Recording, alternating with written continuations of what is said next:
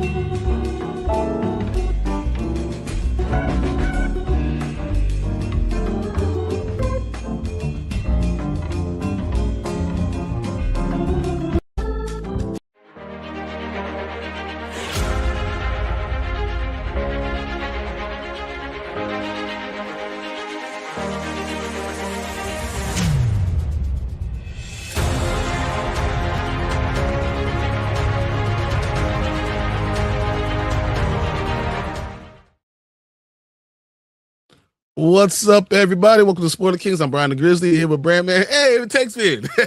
He made it. Right?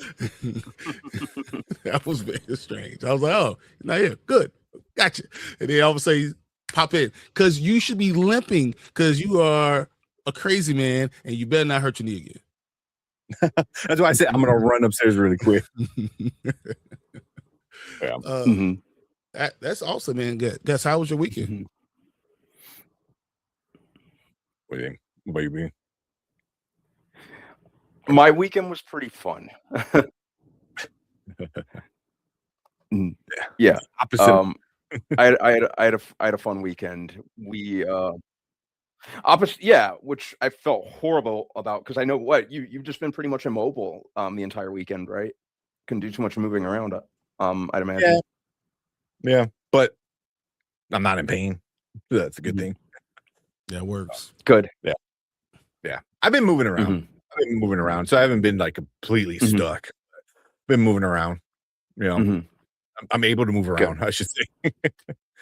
But that's no a big win anyway, right there. You being able to move around. I was worried about you, so I'm glad to hear that you're doing okay right now. So that makes me happy. Yeah, for me, it was like immediately, like as soon as the anesthesia wore off, I'm like, oh damn, like I feel better. I feel like 100 times better. So, except for Thursday, I was like, oh Thursday, I'm good to go. And then I guess like all day I was like dozing off because the anesthesia was still like in my system, and anesthesia works on me like hardcore, man. So yeah. So like that Thursday, I was like, oh, I could do it. And Erica's like, you just fell asleep just randomly right now. Like literally like talking to me and then fall asleep. It was like, how you gonna do the show? How you gonna do the show? And then sure enough, 9 o'clock rolled around. I was like passed out. I was like, that's me on a regular day. I'm sitting here talking about sleep. Just regularly. Yeah. Oh man. But let me show off this bad boy. Ooh, if Sonic came, I'm pissed off mine isn't coming yet. I have the exact same one. Yeah. That's the one I was like, should I sell it? And then it came in and I'm like, oh no, that's pretty dope. I don't think I'm gonna sell it. Then this finally came into my Tyler Kirkham signed. Ooh, I love that. Go with all my very cool battle damage. This is what my 3, 6, 9, 12. This is my 12th battle damage, and I got 3 more coming in. I got the Joker and what the hell's the other one? I forgot who's the other one. Oh, Shazam, King Shazam. They just announced that one. So yeah, I ordered the nice. Supergirl sketched one. And it's signed, and I got it early, so it only cost me $65. But I can't. I'm so happy, that I got that. I can't wait for it to come in. I know I got all these things coming in, but it's taking forever to come. I know. And I gotta say, shout out to Anzo, because Anzo's birthday was Saturday, and I gotta get to you because I got a box of stuff for him for his old butt. So I got that for Anzo. Because of our From stream. So yeah, I got some From stuff. Nice. And if I wasn't worried about him jumping in, I would show you guys what I got him. But it's gonna be funny. He's watching. Everyone's saying, I appreciate it, Mama Bear. Appreciate Delta Dam. That would have been a crazy stream if you passed out mid-sentence. Hey, welcome to the spoiler. Yeah, exactly. Exactly. I know exactly. So I can't show you guys, but when he opens it, hopefully he does it on a rewind. As soon as the talisman gets here, I'll send it out and then he'll open it. So. That's cool. So we're gonna jump into the Supergirl review. We're gonna start with that because we got special guests waiting for us. But just real quick, shout out to T. We got Ace in the house, Collector Movie Man, Fernando. I see in here, Delta Dan, Mama Bear. Wait. You say everybody, and you have to give Mama Bear her own sentence. You're like pause, comma, Mama Bear. Period. Yeah. Then she gets her own. And then go. Saying that you may have some issues sending it to Canada, Brian. That's why I'm taking it to my friend Tank. He's the smarter person. I'll figure it out. We'll figure it out. Because we got new shipping stuff, and it's oh my god, man, is it that bad? It was that bad before. People in charge. There's people in charge. It's so annoying. Sorry, hopefully no one at one. No one at my location. It's 10 people ahead. That are like, okay, yeah. Surprise. All right. With that being said, let's just jump right into it. And like I said, we got special guests.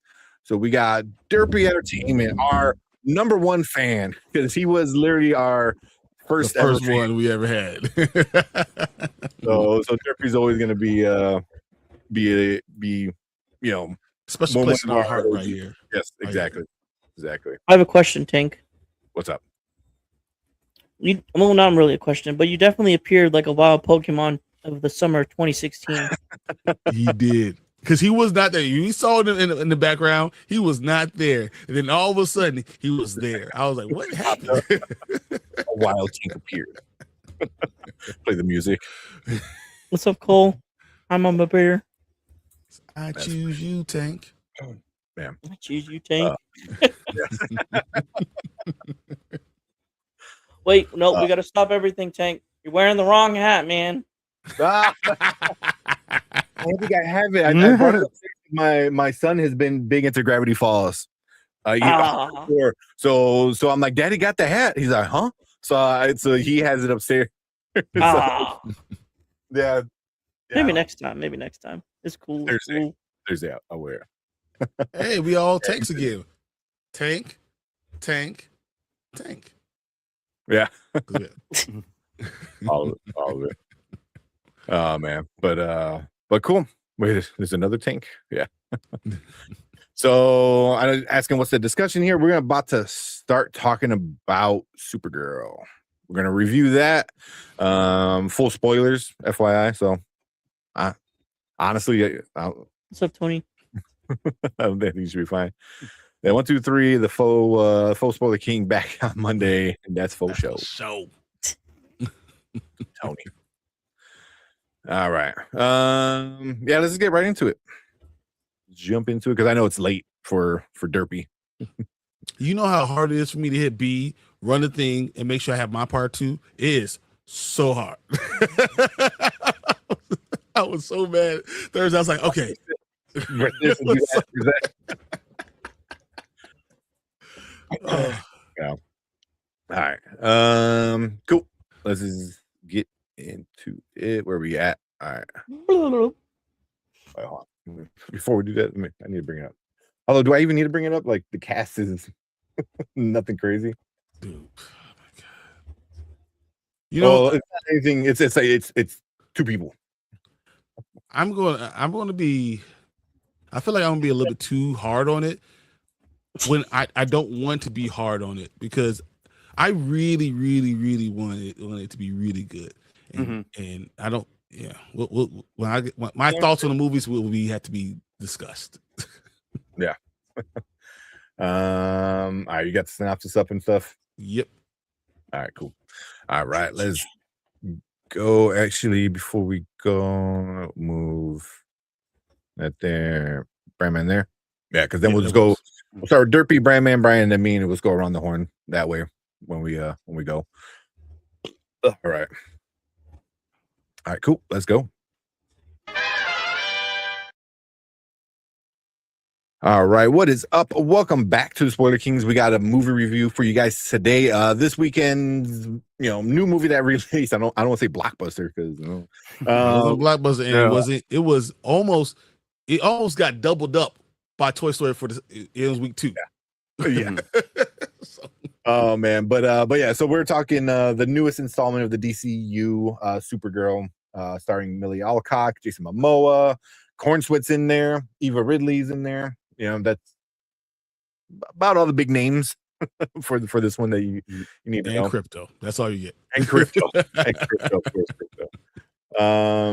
But yeah, so we're gonna get into our likes, our dislikes. We're gonna rate it at the end. We'll talk a little bit about the box office and some Rotten Tomatoes at the end of all of that. But before we do get into it, Brian, you got a quick rundown of what this movie's about? Sure. I'll give you more of a plot than the director and the writer did. When an unexpected and ruthless adversary strikes too close to home, Supergirl reluctantly joins forces with an unlikely companion for an interstellar journey of vengeance and justice.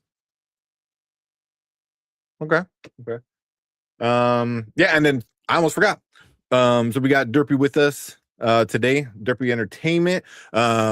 If you've been on the channel, he's been here before anybody. So 5 years to be exact. The myth, the legend. Yeah.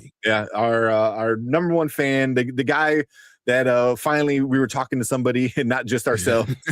It was a fun days. It was just me you talking to Will. Just like, hey, we just say this. So reviewing Spider-Man. It was reviewing Spider-Man No Way Home. So was it? Man, you remember? Yeah. Nice. That's way back. So before we get started with that, do you want to give a shout out to your channel, Derpy? Yeah. I got 3 actually, if that's okay. Nice. Go for it. Well, first off, Derpy Entertainment on Twitch and YouTube, and then I do a podcast for sports channel, 2 Dumb Yinzers, and as well as the Average Boys podcast every Sunday night at 9. So yeah, shout out to those guys. Yeah, awesome. Yeah, awesome. So I'll make sure I put the links to all those down below, so you guys can subscribe to that and check Derpy out over on those channels. But cool. I got one. I forgot. What you got? One more. 757. My bad. 757. There we go. Oh yeah. So cool. All right, let's get into Supergirl. We'll start with our likes. Derpy, what you like about Supergirl? Millie Alcock and Jason Momoa. Pretty much it. Pretty much it. There you go. There's Supergirl. Okay. No, I mean, the elements they borrowed from the comic was, but with what the script was, it was enjoyable for me, I guess. Yeah. But that's all I got. Yeah. Okay. Nice and simple. What about you, Brandman? Right there with you, Derpy. Millie Alcock and Jason Momoa were really the best things about this movie. I think I liked some of the locales, like some of the like a lot of the costuming and the set design, that sort of thing. That was cool on the different planets. But no, Millie Alcock and Jason Momoa, finally playing the role that he was genetically engineered to play. That was pretty awesome. But yeah, that was mostly it. Like it we're going to talk about the adaptation of elements of the graphic novel. I'll go more into that later. But yeah, Millie Alcock and Jason Momoa, awesome. Yeah. Okay. Mm-hmm. What about you, Brian? All right. I thought Millie Alcock is perfect for Supergirl. I think if you give her great content, you give her great writing, she's going to be perfect. Along with David Cornsweet, I feel like they have the right Superman and the right Supergirl. It's just perfect. I think they did a great job. I like the look. I like everything about her, even the attitude. I understood. I think it just they hit a out of the park for the casting. I did like seeing Argo. I was talking to Anzo, and he was kind of just saying, it reminded me, like I did enjoy seeing Argo, and how that kind of went. Yeah. Usually this is what I'd be saying, the scenes, but everything I want to say good about it, I have a bad part to it. So like, it's just like, yes, I enjoyed they did this because, this was in the comic book, but then they F this and this up. Like, I thought some of the fight scenes were pretty cool, except I couldn't see what the hell was going on because the director did a terrible job with shooting it. Like, it's as much as I want to say good things, every time I say a good thing, there's like 4 bad ones. And it just became okay. Decent, I guess. Yeah. Yeah. Yeah, for me, I don't sound redundant, but definitely Millie Alcock is Supergirl. She was amazing. She was amazing as Supergirl. Yeah. And Jason Momoa, like Brandman said, the dude wanted to play Lobo probably since he was like a kid. You know what I mean? Like, like I feel like he like grew up. He's like, I'm Lobo. Like that's like his thing. And he was great. He was great as Lobo. I thought he looked good as Lobo. Needed more of him, I think. Yeah, definitely. There is a rumor. I don't know. There's a rumor about a movie being made. Yeah. Which, that's possibly rated R. So. But if he was going to be there, he should have been like, Mr. Terrific. You know how Mr. Terrific was part of the movie? Make him part of the movie instead of just being this bystander that kind of just feels like he didn't fit because they used a story that he's not in. But that shouldn't matter because you didn't use the fucking story. Yeah, exactly. That's why, like, I have an ending with him that would have been the perfect ending, and we'll get into that in a little bit. Just a little teaser. But I also like the corn sweat in the movie. David Cornsweet, 100%. Yeah. Yes. like you said, like he really, I really like him as Superman. And I thought the costuming was good, for the most part. It seemed a little too just space punk rock kind of, like it wasn't horrible, but it wasn't great, and it's so hard to not compare everything to the comic book because especially for me, I love the comic book, so it's hard to not compare it to the comic book and how colorful and vibrant that was. But I mean, that's really about it. Like I saw somebody brought it in that the actress who played Zor-El was excellent. The parents, of Supergirl's parents were good. But such a small piece of it. You So know? it's super small. Yeah. I mean, that's kind of what we're digging at now is for the good. Mhm. The, And that was what's his face, right? That was David Krumholtz. That was Krumholtz. Yeah, 100%. freaking well, to me he'll always be Bernard to me. Oh. oh my god! I didn't even realize that. Yeah, that's crazy. Mhm. Yeah. But yeah, the flashback scene with like that like piece of that basically sliver of what was left of Krypton. Argo. The Yeah. Argo. Argo. Yeah. Yeah. Yeah, my bad. I'm sorry, Argo. Yeah, that was a cool, that was handled, I think, fine. Mm-hmm. And yeah, like, David Corn Sweat as Superman, like I just like just kind of his portrayal, his line delivery, I think is great as Superman. So it was nice to see him too. Um, Yeah. I would say the actor that played the villain acted his butt off with what was given to him. Yeah.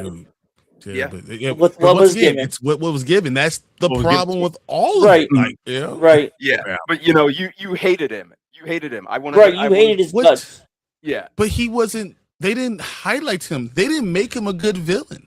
Uh-huh. He was villainous, Yeah. Mhm. but they didn't make him a Ronan. good villain. Ronan. That makes sense. That makes sense. Well, Ronan. Ronan kind of. No, Kind but of, like yes. it's more like Ronan's sister. Yeah. That's Yeah. more like that one, that in the The Marvels. But But it's the like- Marvels, yeah. But even that was like she wasn't even villainous. Like she had a good reason. This one is like you hate him because you hate what he's doing, and it's such an easy thing to get behind. It's like, hey, sex trafficking is bad. It's like, 100%. here's the guy that's head of the SEF. He's Space Epstein. So it's like cool.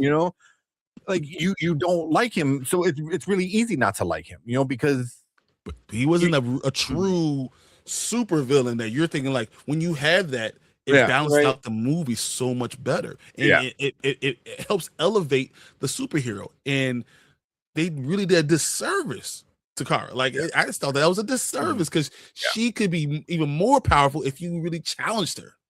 Yeah. which again, why it strayed away from the comic book. The comic book, he's really not that big of a deal because he's not the main story. The story is Ruthie and Kara. Is their quest of morality. And man, it's frustrating. All right, I hate the dog. I didn't hate the dog. I hated stuff they did with the dog, but I don't hate the dog. I hated where they placed it, and No, I know everyone's going to agree with me, but I just don't like the way they did it. I think they hurt themselves with the way they did crypto.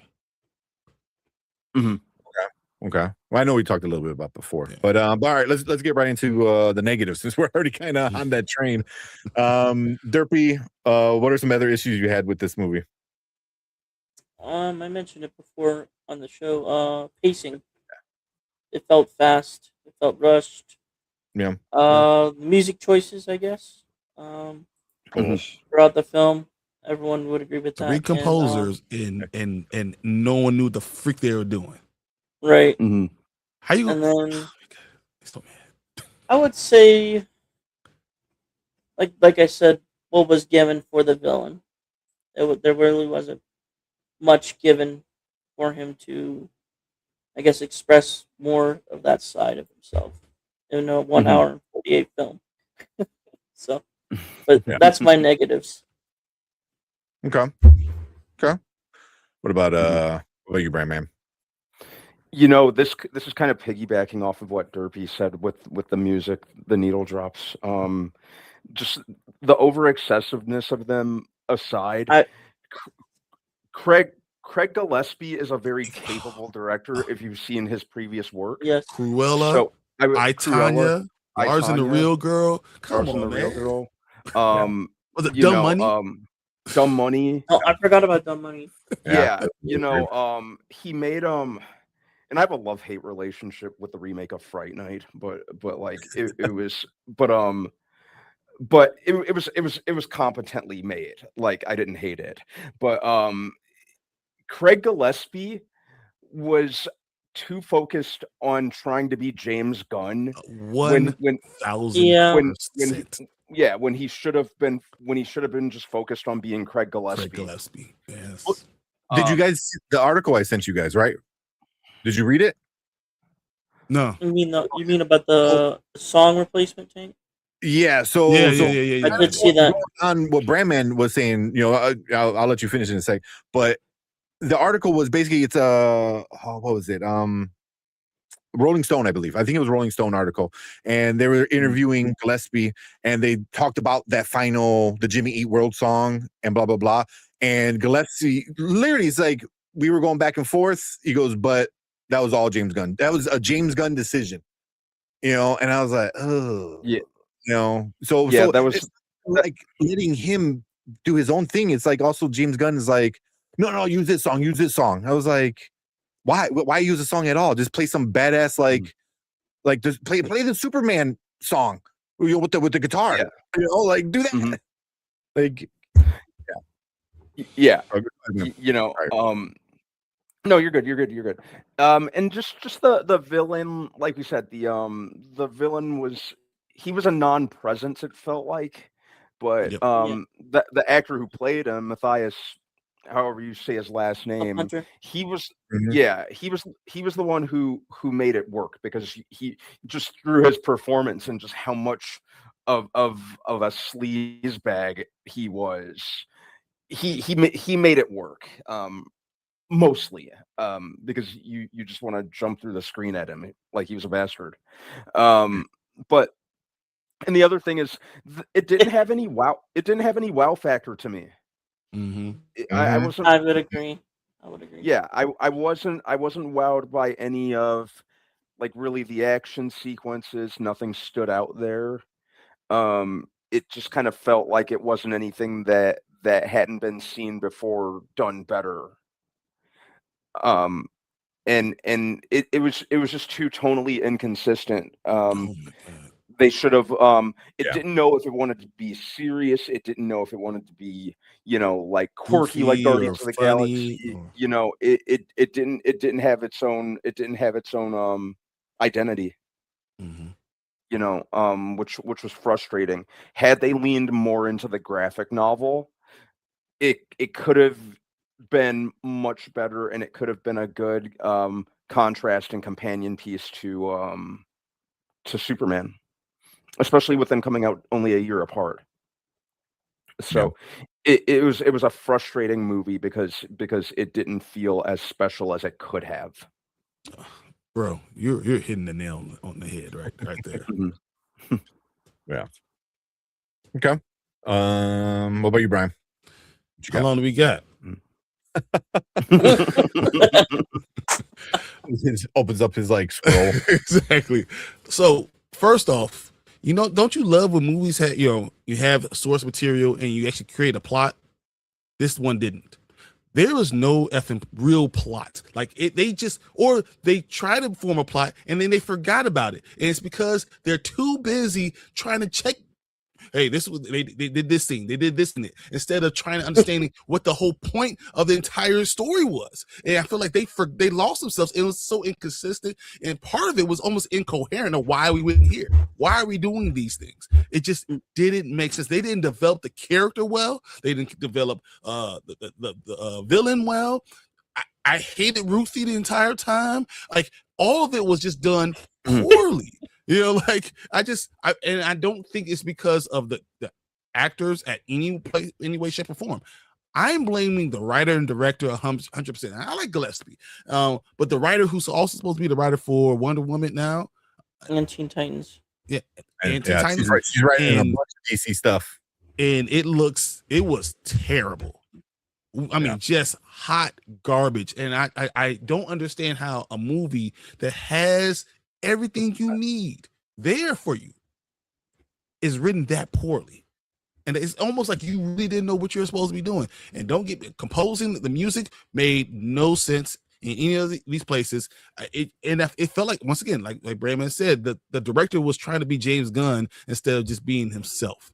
and Mm-hmm. kind of got lost. And I think that this is one of those things where I say James Gunn needs to be the head of a studio and not butt in with stuff, because then you get a James Gunn like type of movie where it really didn't need to be. And I think once again, that feeling missed the entire mark on what Women Tomorrow's supposed to be. You missed the whole point. And it's just so many things that when I look at it, I feel like they didn't really want to really make this movie. And there's just too many problems. I thought the fight scenes were too flat, right? So you didn't shoot it in a way to elevate the fight scenes. The fight scenes themselves were good, right? But it was so hard to distinguish what was going on because they didn't do it well. It wasn't shot well. It just CGI was a little problematic, but that's just going to be with anything you're going to do. I mean, in this time and age, because we're so crisp on some things and some things are harder with motion. That's just it.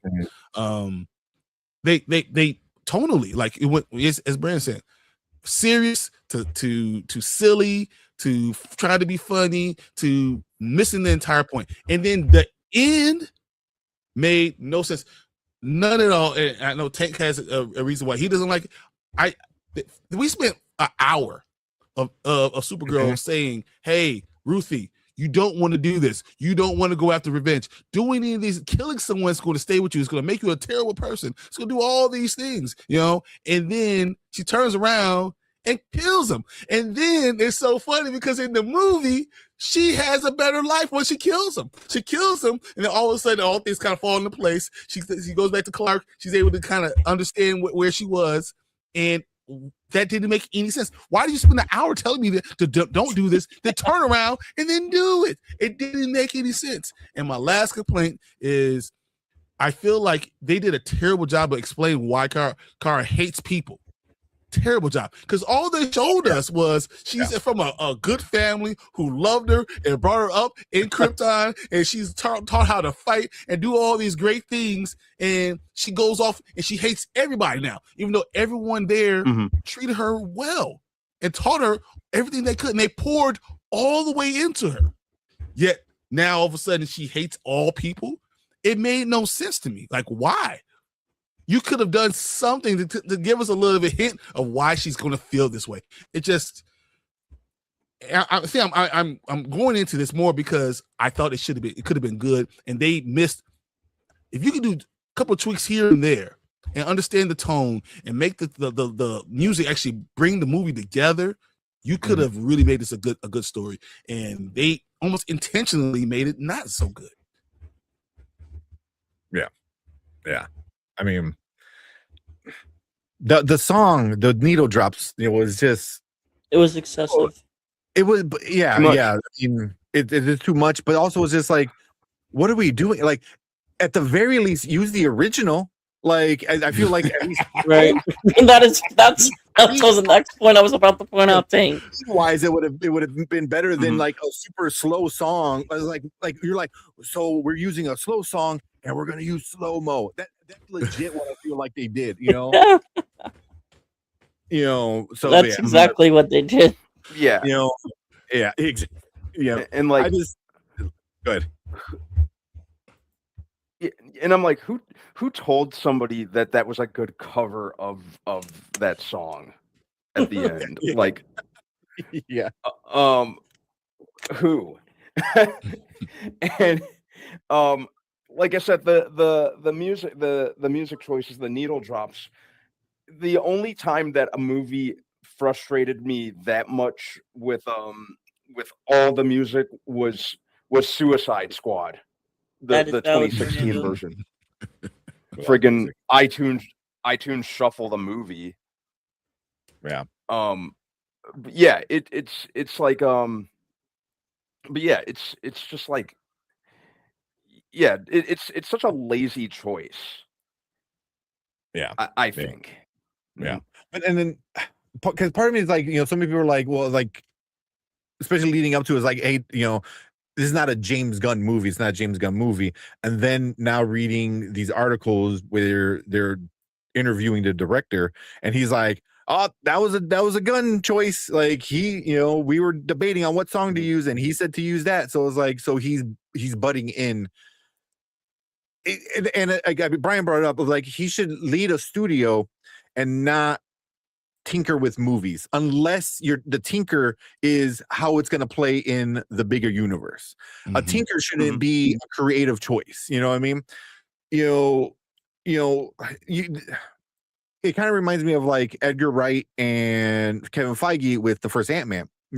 Like Kevin he was like, all this needs to happen and we need to do this, but Edgar Wright, being such a creative, artsy kind of person, got pissed and like took off. He's like, oh, I want to tell this story, but Kevin Feige is like, well, we need this to be told. And that's kind of like where James Gunn needs to be at, is like you need to do these things and not like, oh, I like this, do this. That's not what a studio head should be doing. So so as much as we all been, me especially, been saying like, well, this is not a James Gunn movie, but then you do shit like that and you make it a James Gunn movie. So it kind of sucks when it comes to stuff like that.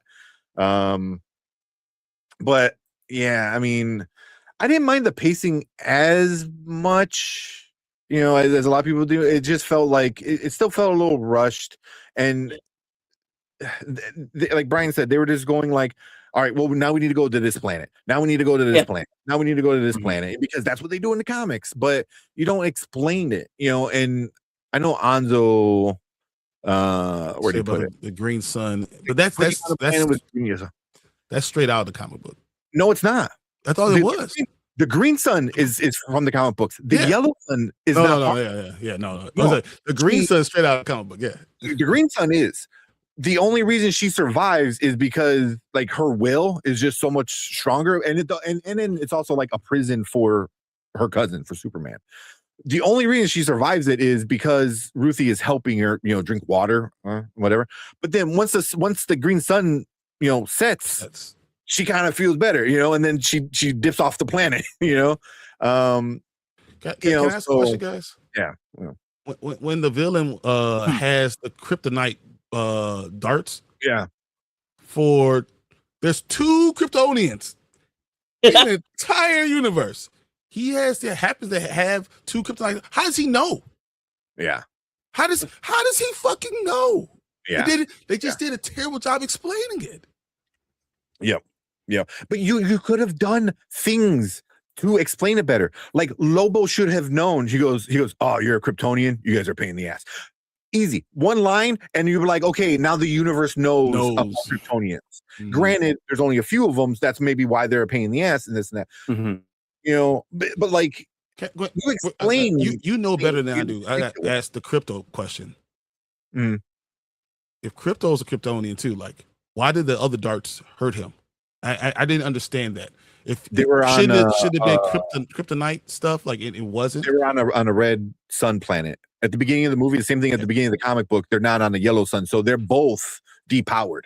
He's just a regular kind of dog at that point. Why couldn't he? They say you can't move him, but why couldn't you secure him and then move him and take him to a yellow sun?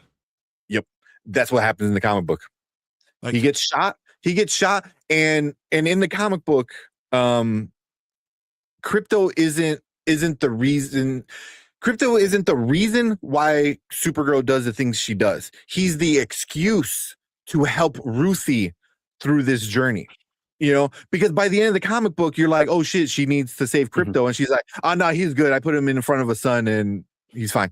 It was like, yeah, that makes sense. Just like, take his ass to the yellow sun and call it a day. Like, why is this? If you move him, he might die. Like, what? The fuck is what? Like, strap him down then. Put him on a gyroscope. Fucking gyroscope. You guys fly ships. You don't have gyroscopes? Like, get the fuck out of here. Like, that's so stupid. But that's what they should have done. Instead of him being the reason Supergirl was doing the things she was doing, he should have been the excuse for her to guide Ruthie in doing what the movie was partially doing. Was, you don't want revenge. Revenge is going to ruin your soul. It's going to blacken your heart. It's bad. It's bad. It's bad. And then the fucking ending. You're gonna kill somebody.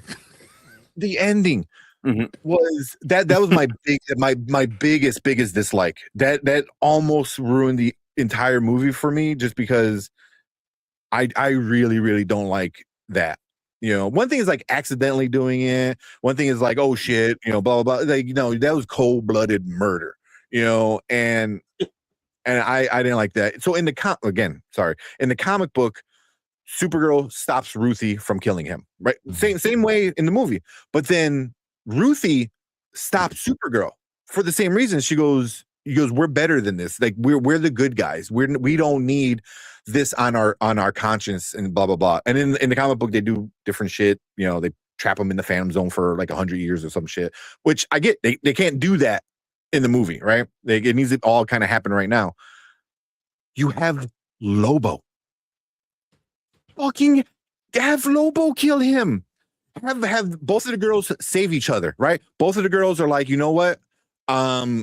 We can't do this because we're getting past our trauma, right? We're better than this. We're not bad guys. You have a galactic assassin sitting up there who's already pissed off at the dude for like putting him in jail. He could have easily come in and like, you know what? He goes, no, he's gonna die anyway. Slice his head off, and he'd be like, you know what? That one's free. Or you could have even done, like that one's pro boner. Like you could have done a cringy Lobo joke, and then which would have gave us more Lobo in this damn movie, and it would have showed like Lobo doesn't give a shit. Like he's still like, like because you want to see Crumb die, like he's a piece of shit, but you don't let your hero kill him like that. Like you have Lobo. That's why I was like, why? You have Lobo. And then he's sitting there watching it. So it was like, he's right there. He's right there. You drive in and like hook him with his thing and, decapitate him, slice his neck off or something, And the girls were like, no, please don't do that, like legit, like, oh dude, like we, but yeah, there's so many missed opportunities. It just upsetting. That's it. Just exactly. Yeah. Did nothing for me in this movie. He was cool. He was there because you want to have Lobo in things going forward. Yep. This is to introduce him. That's why you had him. Yeah.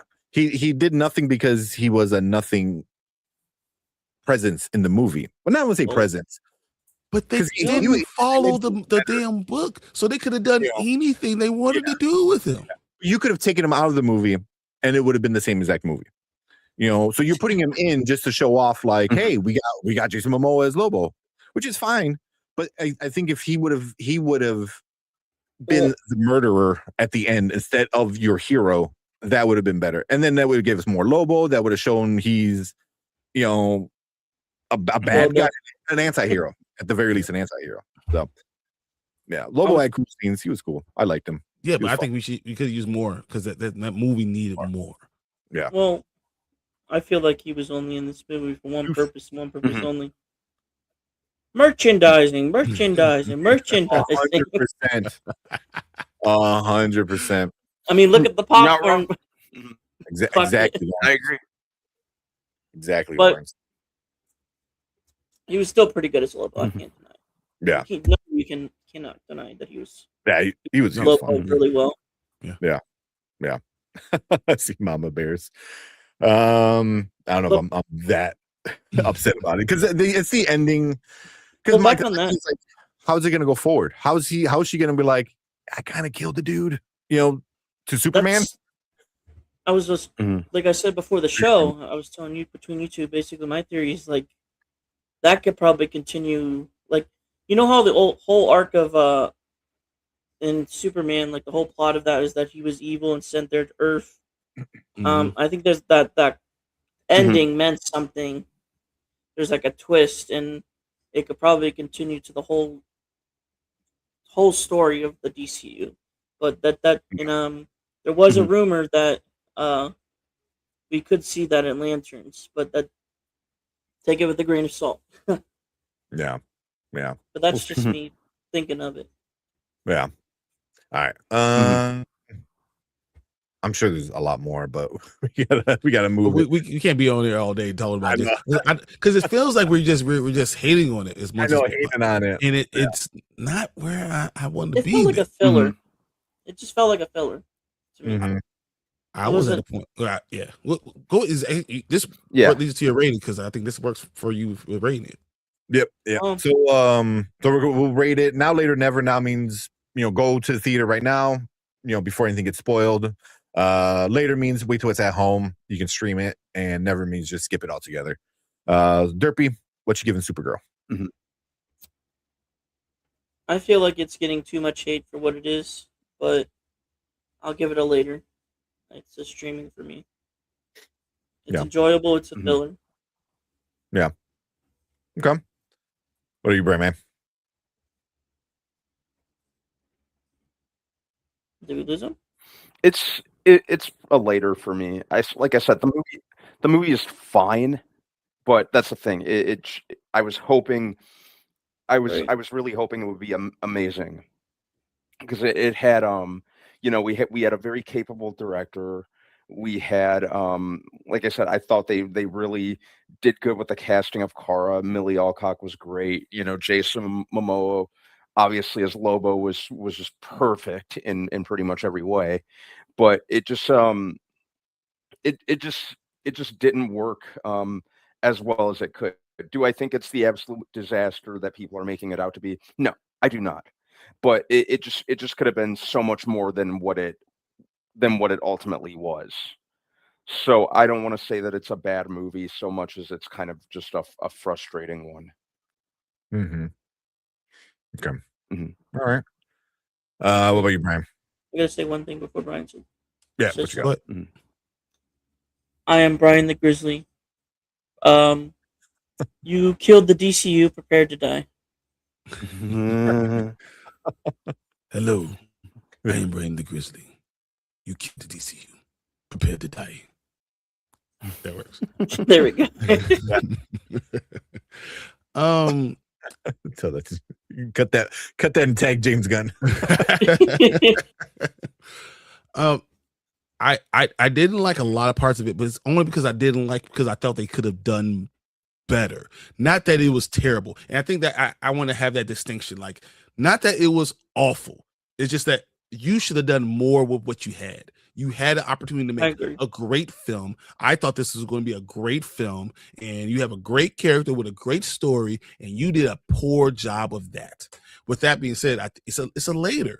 It felt like a streaming movie. Like, if you're going to do this, why this should be the streaming one, and you should make Lanterns into a damn movie. That's what you need to do. Yeah. Lanterns should have been a damn movie. This should be the streaming show, and now we have Jon Stewart and Hal Jordan being a damn movie. What? Like, I don't understand why that's streaming and this is the movie. They should have switched them if they're going to do a movie like this. So it's a later, like actual Justice League members versus oh my God, side character. Yeah, that's a really good point. Really good point. So okay. Go ahead, Ted. Yeah, I mean, I do think it's getting a lot of hate for a lot of things, especially like a lot of the like Millie Alcock looks weird. I was like, don't do that, because she wasn't the problem of the movie, Nope. like she was great. I thought Lobo was great. I thought like the casting was overall really good. It was just a lot of the writing, and I know that sounds so. Like every YouTuber says it right now, but it really is, it's just, if it was inconsistent, it was all over the place at times, yeah, just a lot of little things, and then for me, it was the big thing at the ending was pretty bad, but overall, I would still give it a later. I think you could watch it at home and probably have a better time with it than at the theater. You can walk away when shitty music plays. You're like, okay, this is gonna happen for 2 minutes. Let me not listen to this crap. Fold your clothes and be very happy. Yeah, exactly. Do laundry and then watch it. Yeah. But it is it's just a later movie for me. I think on Letterboxd, I think I give it a 3 on Letterboxd. 3 out of 5. 2.5. 2.5. Yeah. I was a 2.5. I was like, because you know what? You could have done better. I think that's the biggest crime here, guys. They had all the elements to make this into a great movie, and they just did not do it. Yeah. Yeah. I felt this as soon as I got out of that theater. Yeah. Mhm. Yeah. I just felt like meh. Man, exactly. Yeah. Yeah. It kind of walked out. I'm like, okay. When's the Odyssey coming out? Exactly. Spider-Man coming out. I was like, Spider-Man Spider-Man. Right. Yeah. So real quick, some of you guys in chat, we got Monique saying, no running to see it in theater, see it streaming maybe. Yep, later. What else do we get? We got oh, my bad. There's some stuff.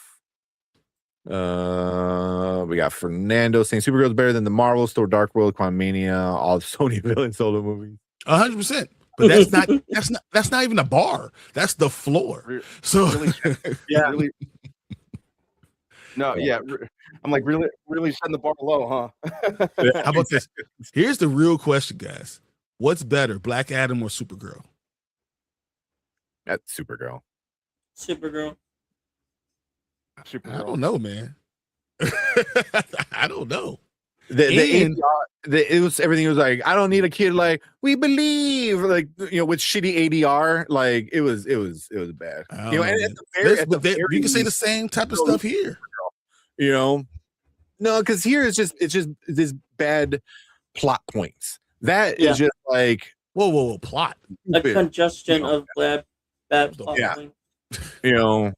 Like you take away the ending where Superman shows up. It's not a good movie. What? You know? Yeah. But no, how about this?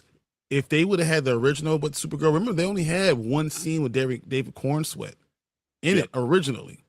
All the other stuff they put it in there afterwards. So like I'm just very disappointed in it. And I think the Black Adam might make more money than this now. Probably. I Mhm. mean, yeah. I mean, you have The Rock, and then you have The Rock. Jason Momoa could have been the dude. Bring him in more. Yeah. Just Yeah. frustrating, man. The Mom Bear says, never salt and burn it. Nah, I don't No, think it's it's not that bad. No. It's not there. But She said, with all being said, I kind of like the movie, I guess. That's That's where I'm at. mhm. Most probably. Mhm. I'm right there. Black Adam. And at least Supergirl looked like Supergirl. Black Adam couldn't even like no, you want me to wear prosthetic ears? F off. You want me to grow a hair? No. It's like Two things I'll say about Black Adam is why the heck was the Justice Society in that, and where the heck was the setting at the time? You know what I mean? Like the time no. period. The That's things why that are I don't like good, that movie. the things that are good in Supergirl are not good in Black Adam. But I think the Black Adam, once again, the action in Black Adam was top notch, and a lot of the scenes were top notch, and that stuff that doesn't carry a movie doesn't carry a movie, but it's easier to watch something that doesn't have to. It's not about the story; it's just about what I can watch and enjoy. And I think Black Adam did a better job with that. Yeah, and It was you know, built together. to kind of walk back a little bit about the JSA Derpy, your question. I'm not sure how familiar you are with some of the behind the scenes reports on Black Adam, but originally those characters were supposed to be on in Shazam: Fury of the Gods. And The Rock insisted on having them in the Black Adam movie because he had a lot of creative pull. It's funny. The writers would have been fine with it. The Rock could shut the hell up. Yeah, Black Adam, Supergirl, same. mhm. I mean, they're not too far off. I'll say that. At least it there was like something resembling stakes in the Supergirl movie. The Rock with Black Adam, it was like nothing was hard for him. He won every fight that he was in, even when he was was just a Rock depowered and like movie. all skinny. Yeah, that he looks still, stupid. That was stupid. It The was just a lows in Wayne Black Johnson Adam are movie. really, really low. So Yeah, that's like true.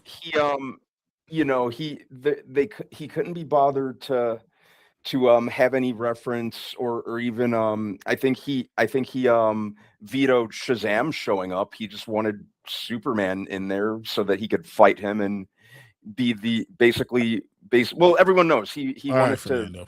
make Okay. himself the face of the of yeah, let's not go there. Now you're just at the point right now. I think you just mad that Supergirl's not going to make any money. Yeah, So I can't- now just say like you go hate that me. far. I'm I gonna call can't you go that Anzo for a little bit. That is such a fake laugh. Yeah, like the JSA is the highlight of Black Adam. It's like that's not a good thing. You know what I mean? You know, because like at least the highlight of Supergirl was No, 100% was Supergirl. She's the best part of the damn movie. You know, Lobo was awesome. He wasn't. Lobo was good, but she had a plot. Can you imagine if they actually had a plot there and they followed it? This could have been great. Here's the real question, though. Jeremy saying Supergirl's garbage. Here's the real question for everyone: was this a better movie than the '80s movie? Oh, easily. My answer is yes. Yeah. Yeah. Not by much. Not by much. Not by much. Because again, it was almost the same thing. Like the '80s movie was just like, hey, let's make a female Superman movie because people like Superman movies. So, you know, yeah, this had a lot more potential for sure. Can I ask one more question real quick? Just because I mean, you guys answered all the other ones that you know. So in the middle of the galaxy, far away from Earth, where there's like no Earthlings that's been out there, they play 80s music, 80s rock music. Well, she already went to Earth. She had the Walkman. Or no, it wasn't even a Walkman. It was like an iPod or some shit. No, so her playing it has no problem. The person singing, I thought that was weird. What who sang it? They had a singer. They had a lounge singer that was singing 80s rock music. The bar. Yeah. That was at the bar. At the bar where she meets Lobo. But I couldn't figure out what song it was. I can't remember what the song, but I remember it was the 80s. But I remember it was the 80s rock music. I just thought that was very weird. It makes perfect sense when she's plugging in her Walkman in. Perfect sense. Once again, I have no problem with that. But then why is a lounge singer singing 80s rock music? I thought that was just weird. I would have to. It wasn't a big complaint, but I thought it was strange. I mean, I remember the bar and the lounge singer and stuff like that, but yeah. Yeah, Supergirl was definitely the best part of Supergirl. Yeah, I mean, no, it is. All right, so we'll get into a few of the other things a little later because I know we've already been bashing it for a while now. But you know, we'll get into some more of the comments in a little bit and some of the should we even talk about the box office? Like what box office? But yeah, we gotta get this keep the train moving. So we appreciate everyone coming in, hanging out with us. If you're watching on the replay, make sure you guys hit that like button, hit the subscribe button, check out Derpy Entertainment, check out his channel. Go, Derpy. Links below. So definitely appreciate Derpy coming in, hanging out with us, man. I know we're gonna have you on for a few more reviews throughout the year. So definitely appreciate Derpy coming in and appreciate you guys coming in. If you're watching live, you guys are awesome. All the comments, you guys are great. We got so many more that are tagged that we have to get into. But you guys stick around. We appreciate it because we're going to move on to our next topic for the night.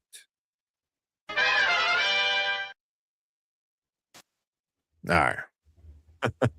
It made $37.1 million.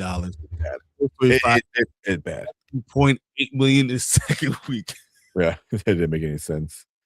It did. Yeah, I didn't understand why the lounge singer was fucking like, what? Why are you singing 80s? That didn't make any sense to me. I thought that was just weird. Yeah, I would have to. I would say I have to watch it again. I mean, I'll probably watch it again at home, stream it. But yeah. It would have been funny if they played like a Star Wars Cantina song or like a kind of song, like she's like doing acapella for that or something like that. That would be cool. Yeah. There was but yeah, Yeah. like some of the music choices were just kind of like I said, just really out there for me. The Yeah. I remember this was totally random. They do this one they play this one like French song early on in the movie. I think it was when she was either at the bar in the beginning or like one of the or it was when they were on that transport bus. I forgot what it was. But it's actually fun fact, it's actually like one of my favorite songs by Francois Hardy, if you're familiar with her. But I'm like that was the only needle drop in the movie that I liked. I think it was You the guys mind if I bus. bring Danny in? Yeah, it's all good. 'Cause we ain't done with that In type of play. between. Mhm. So Danny, And What's up? and one more thing, guys, for those who saw it. When you guys did they show that like cosmetic commercial with Millie Alcock? Yeah. When you guys The went to alien see it? saying cheek to cheek. It was cheek Which to one? cheek. It was. It No. was cheek to cheek. That's what it was. Okay. Hmm. In the They- bar. Uh-huh. Oh, Okay. it's girl That was the something. one. But yeah, No, they I didn't see that that. frigging yeah, it was like a cosmetic commercial with Millie Alcock as Supergirl. Guess what Yeah. fucking song they played during it? I know what it is. Sing a Blondie song. No. No. It was it made me so angry. It it was fucking Bad Reputation by Joan Jett. It made me see red. I hate that song so much. It made me want to throw something at the screen. You don't even understand. I hate that song with a fiery passion. Can I ask you guys a question before while we still on this before we move on? Mhm. Is Supergirl going to outdo Mando and Grogu? Where's Mando and Grogu at right now? Mando and Grogu is 327. No. No, it won't. Supergirl gonna pick up some steam when they go to streaming. That's about it. It'll make money. I think it's gonna make money at home. But the fact Yeah. that it might not make $300 million when It's not gonna I'm make 300. goodness. It's not gonna make 300. Yeah. That's I don't even tough. think it's gonna make 100. No, it's, Well, it's yeah. at No, 62 definitely not. now. It's at Like 62. worldwide. Yeah, worldwide it'll make 100. Yeah. I mean, but honestly, I could see it like maybe 150 to 175. Like honestly, like especially with all the reviews it's getting from everybody, you know. Yeah. You know, and Lobo's not doing it. I know Mama Bear said like, you know, you get somebody like Lobo to get like, you know, female butts in seats, but it ain't working. But you should have had him in more. You should have had at least one big scene or something with him that he could have been part of the plot. More And of you it. could have done it. And you just didn't. That's what you won't see 400. But if it was good, if it not even like great, if it was just a good movie. Right now it's like average at best. At best, you know. If they could have stuck to half of what the comic book was, half of the comic book. But they didn't even do that. Ooh, Supergirl won't make over 215. Yeah, I mean, Probably right. That's bad, man. yeah. Ugh. 2 million more like that sentence. Yeah. I mean, right now I think it's projected to lose 100 mil. I think that's the projection right now. So, yeah. Yeah. So, I'm just looking at like the movie Goat is going to make more than Supergirl. That's crazy. yeah, and sandwich between Toy Story, which is by next weekend, by the 4th of July weekend, you know, in America, like it's I said so give me 28 days. We're making $1 billion. That's what. you know, and Minion's The gonna fifth one. Yeah. Not to mention it's the fifth one. Hey, what's that? Minions. Toy Story. Toy Story or Toy Story 5. It was fine. It was fire. It was Yeah. great. And Yeah. then Minions is gonna make a lot of money too. Minion's gonna make So it's It's some fucking come jokes. out. It's going to print money. That's what I said. Yeah. Man. Yeah. But As you guys left so many comments. She said the fight was so underwhelming. Yeah, it was just, I don't know. It was not Think shot for it. well. I think the fight Yeah. wasn't a problem. It's just that you didn't see all the things that she was doing, and it just Yeah. wasn't the focus of the screen or the camera. And Yeah, I the didn't camera. understand that. Yeah. Mhm.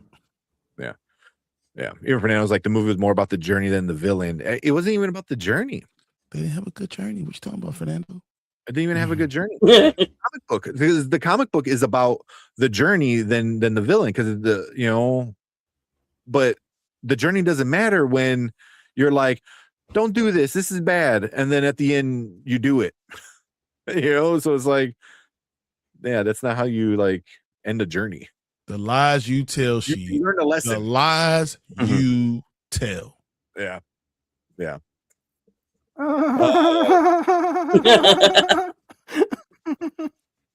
Supergirl's better than Toy Story 5, my left foot. Let's Ooh. move on. Let's go. Let's get into the vampire list. I mean, Wow. Toy Story. mean- I think Toy Story is my third favorite movie of the year. Mhm. Michael, Project Hail Mary. Yeah, Toy Story 5. Yeah, that's right.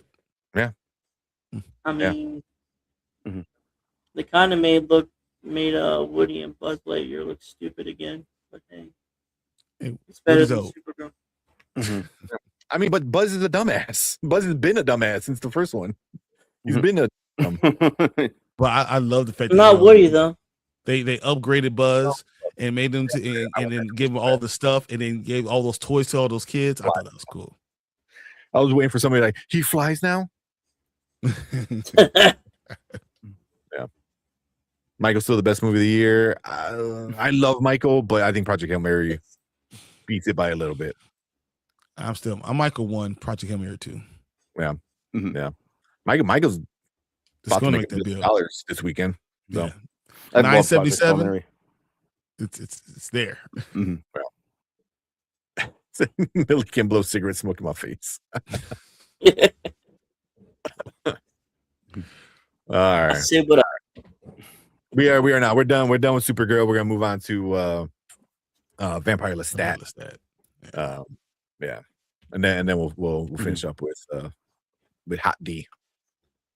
But Derpy, Yes, appreciate sir. you, man. Thank you so much for coming in. I know we're gonna have you, I think Thursday, right?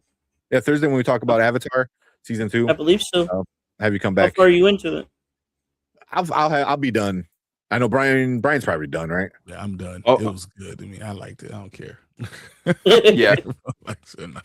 Yeah. I finished it up on Saturday morning. There you go. All right. So All right. I'll have it done by Thursday for sure. But All right, fellas. Thanks for having me on. All right, Derpy. Y'all have a good night. Go Packers. No, I'm just joking.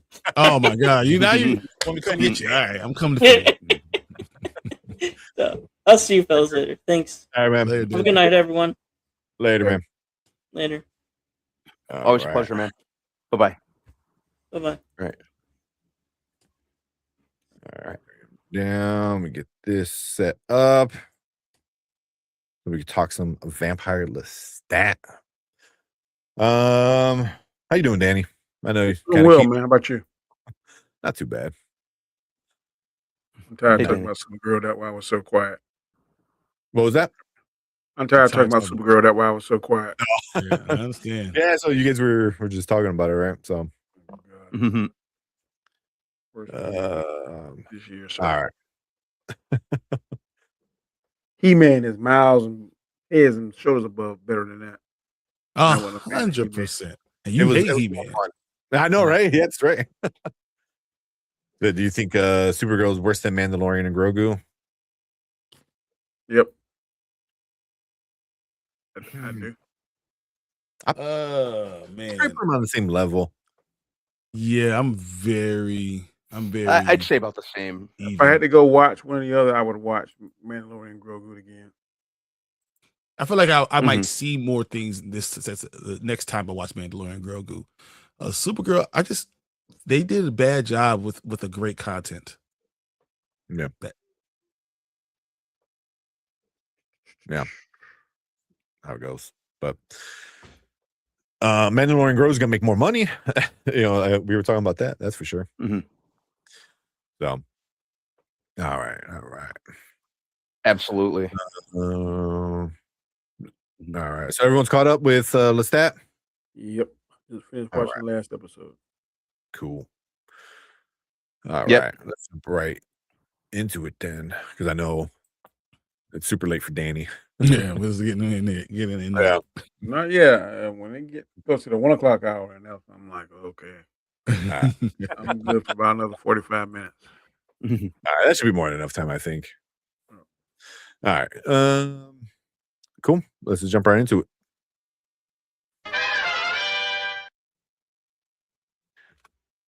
All right, what is up? Welcome back, Spoiler Kings. We have our next episode of The Vampire Lestat. It was episode 4, Yep. The Devil's Road. The Devil's Road. Mm-hmm. So, yeah, man, there's a bunch of stuff that happens in this one. But yeah, so we're going to get into all of our, likes and any issues we might have had with it. So if you haven't watched it, hit pause, go check out the episode, come back and join the conversation because we're going to get into full spoilers and everything for this episode. But we'll start off with Danny. What you think about the episode 4? This show is fantastic. A deep dive into the stat psyche is a roller Mhm. coaster. You got so many mommy issues, so many Yeah. like Past conflict lover issues, issues. all kind Yeah. of crazy stuff. It's like a smorgasbord, and his maker looks totally creepy.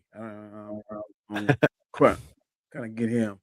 I told Brian earlier. I watched episode 3 and 4. That last song he tapped into his inner Prince, man. 'Cause that sounded like something Prince would be singing. I was like, that sounds pretty good. The rest of the music, I can take it or leave it. But I actually went Mhm. back and put the subtitles on, see what is he singing? Because the melody sounds good. So I was definitely pleased with that. Louis, man, to me, the way they portrayed it, it looked like Louis got even more powers than Lestat. Now, I mean, he just wrecking shop. But this is definitely um, different to hear Lestat's narrating the story and telling his perspective versus Louis. Mhm. That's the biggest thing that I see Mhm. is a very different opinion and a very different. And at first, I didn't like it. Now I'm starting to. It's growing on me more now to see how Lestat sees things and to see the deep dive back into what made him Lestat. Like, and I'm really curious about Armand and oh boy, like Danny. he's mad because he ain't like he ain't got no powers. He's Danny. mad and he's steady just doing crazy stuff, and then this great conversion. So It these last it 4 or felt 5 weird. episodes, It was like a father or absent father and a son. It kind of yeah. felt weird. Mhm. And when he went off on him at the pool or whatever, Oh, at the bowling alley? Bowling alley. Yeah. That was bowling alley, awesome. that was awesome. Man. So Yeah. yeah, this is crazy. So very good, very interesting. Okay. Monique said, Armand's a deadbeat dad. That's what it felt like. Yeah. Yeah, you Yeah. did, and you weren't even around. You didn't even tell me nothing. You just turned me and left. It was just Mhm. But Uh, correct me if I'm wrong. Was he saying that he loved Daniel at the end? 'Cause they start looking at each other kind of crazy. Like I is don't he trying know. to play that mind game? did feel that way. Uh-huh. Mhm. So it's so much being pulled and tugged. Mm-hmm.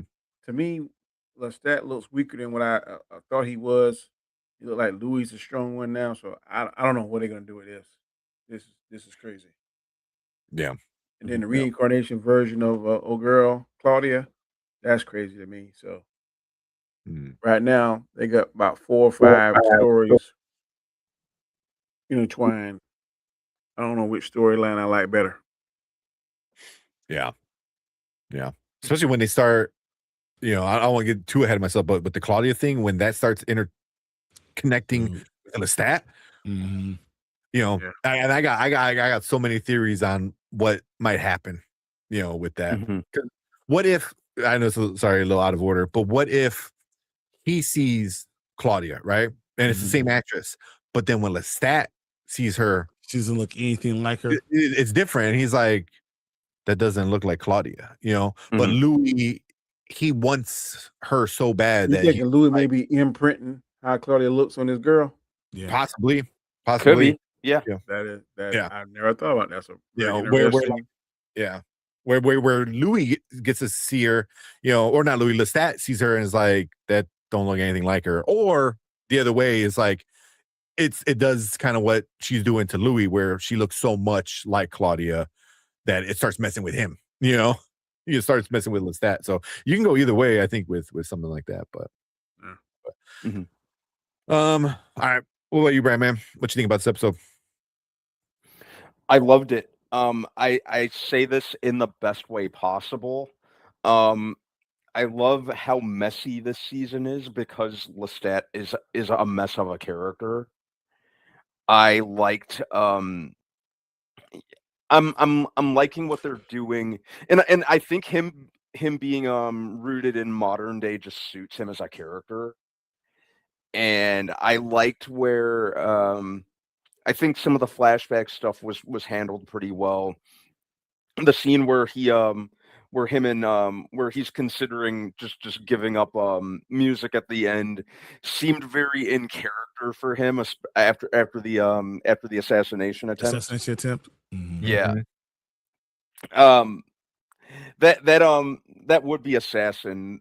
That's like every Reddit moderator, by the way. Um you know, what else? I like what they're doing with Louis. Like I really enjoyed his scenes, actually just how they've developed him as a character. And I like how they're also kind of I know we touched on this a couple weeks ago, how Daniel's kind of experiencing the downside of vampirism, the downsides of vampirism, because you know the first season or the first episode, I believe, he flat out said he really liked being a vampire, but it's not the dream that it was probably sold to him as by Armand, kind of which is reflective in him just chewing Armand out, which is one of my favorite moments of this episode, by the way. But yeah, I love this. I'm loving this season. Just I love the chaotic uh, tone of it. Let me ask you this: Is Mhm. somebody blocking Armand power? Because I thought he was more powerful than what he is. Now he said he couldn't even talk to him anymore, couldn't even read his thoughts. So it looked like Armand is losing whatever power he had. Is that another vampire possibly blocking that, or was I don't fully understand what's going on with that. Oh, what do you guys think? That's a good No, question. emotionally, I think Armand is the problem with him is he's emotionally damaged right now, and he's going through. He's like he's going through the 12 step program right now, like of going out and trying to tell him, you know, I'm going on my apology tour. I'm telling her all these, telling sorry for doing this to you. I did wrong by you, and he's emotionally just he's needs someone to steady him. And I think he's not strong enough in himself. And we saw that when he, with Coven that he was running, how it was really on his last legs. I'm not sure he ever recovered from that truly. Yeah.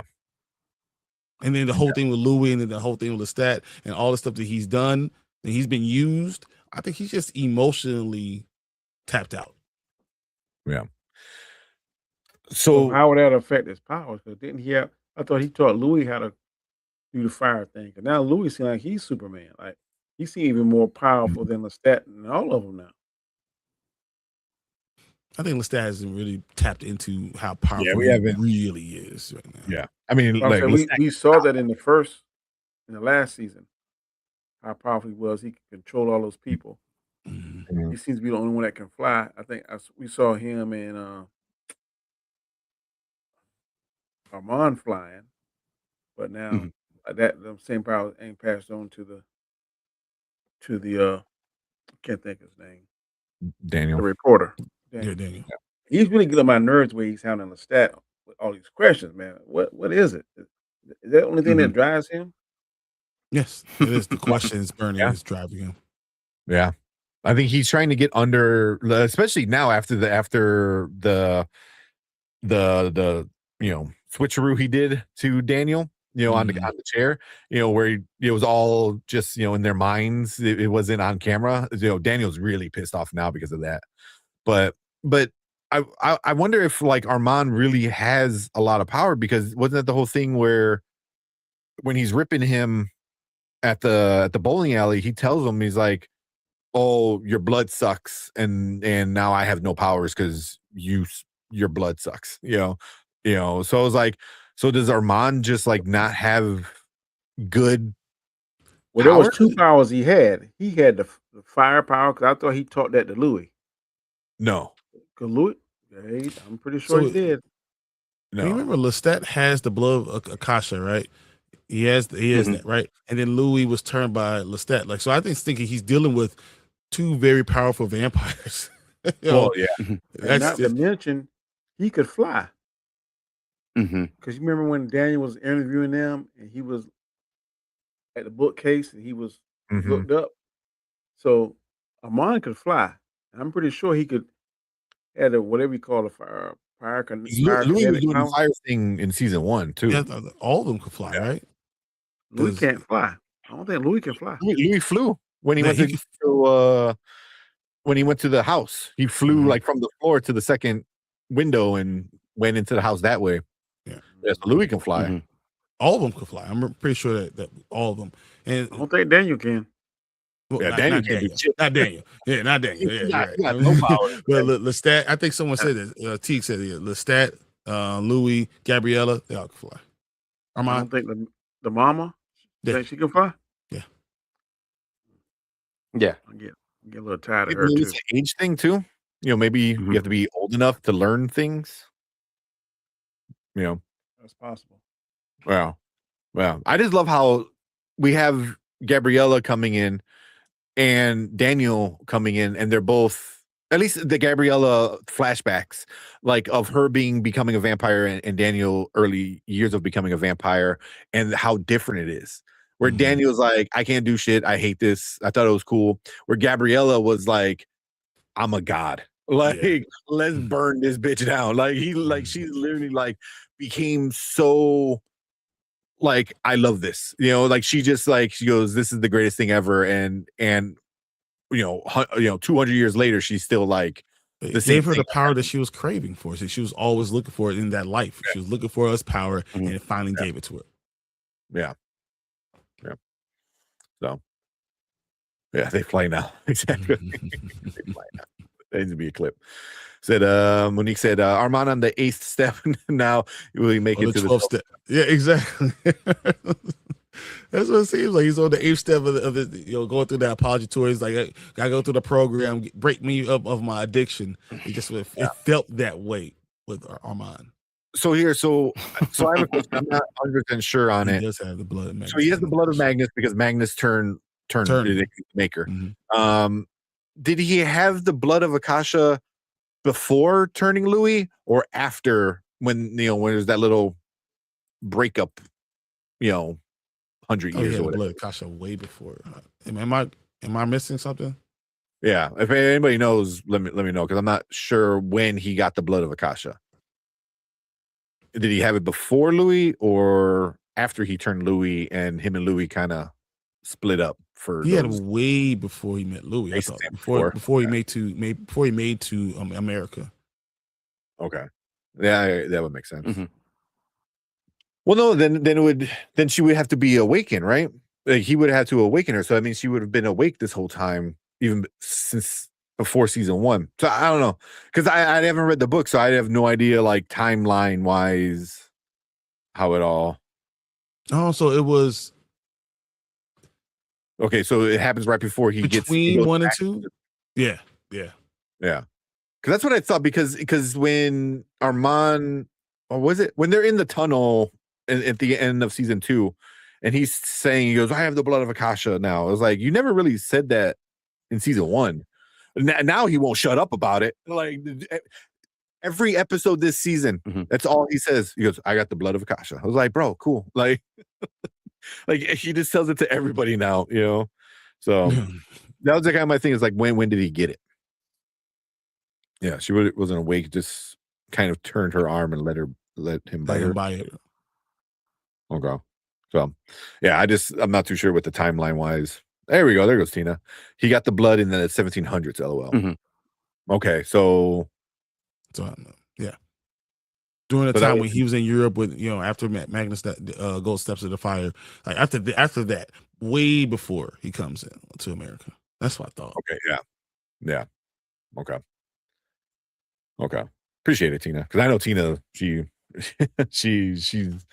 honest. She knows her stuff. Yeah. Yeah, for Dickie. After Dickie and after Magnus. Yeah. That would make sense. Okay. All right. Oh yeah. Okay. Oh, Was it did you on me? finish me? I wasn't sure. You done, Brandman? What's that? Yeah. Okay. So VP. AVB.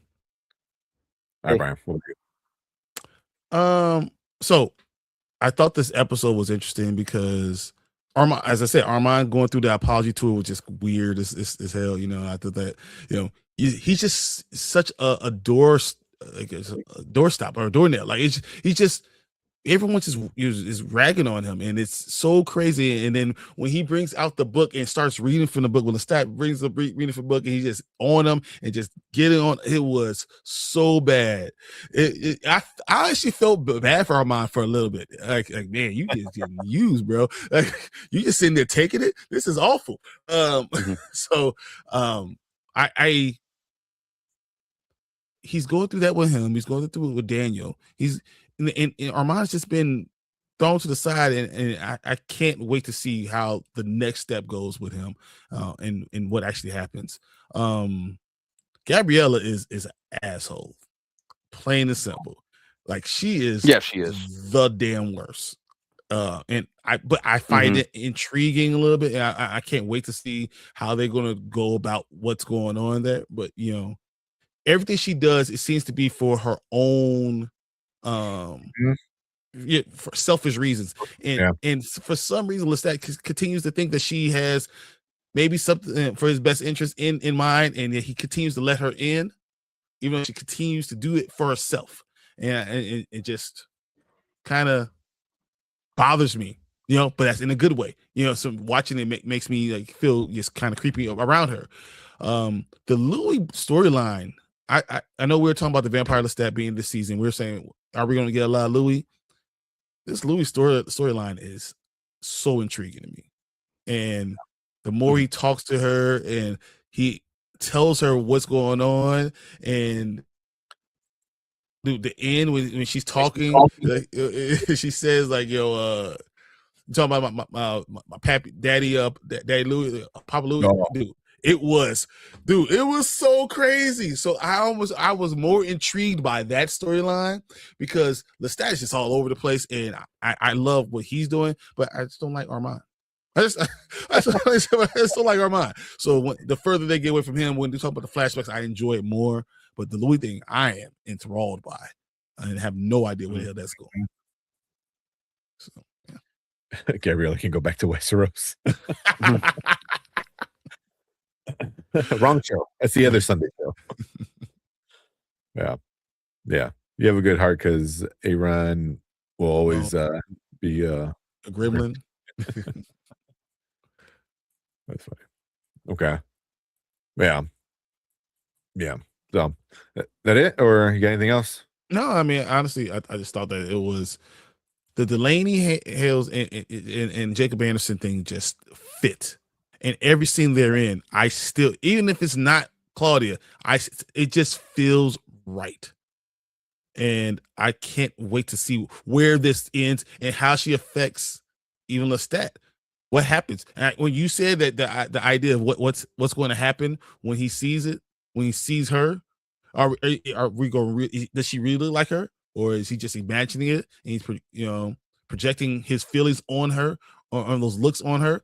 I think that's going to be an incredible storyline in itself. So Yeah, You this know, is awesome. really, really good. If because I'm not sure even if this whole Regina thing is in the books or not. I have no idea. Like I said, I don't know any of that.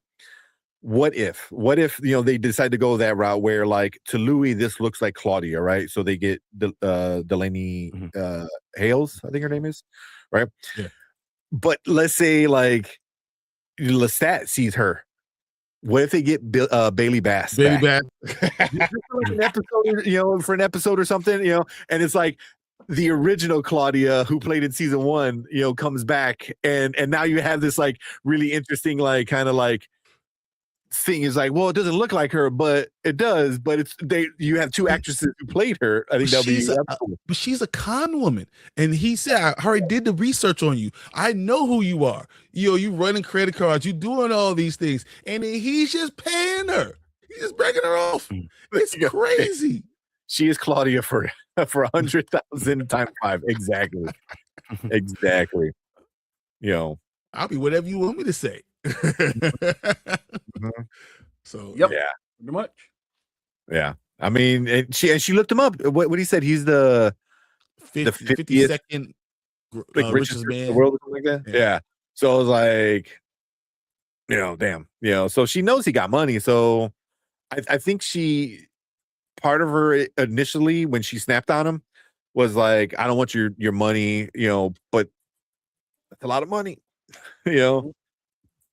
So it's gonna be interesting. I'm really curious to see the Regina and Louis thing, and then how it carries over to something with Lestat.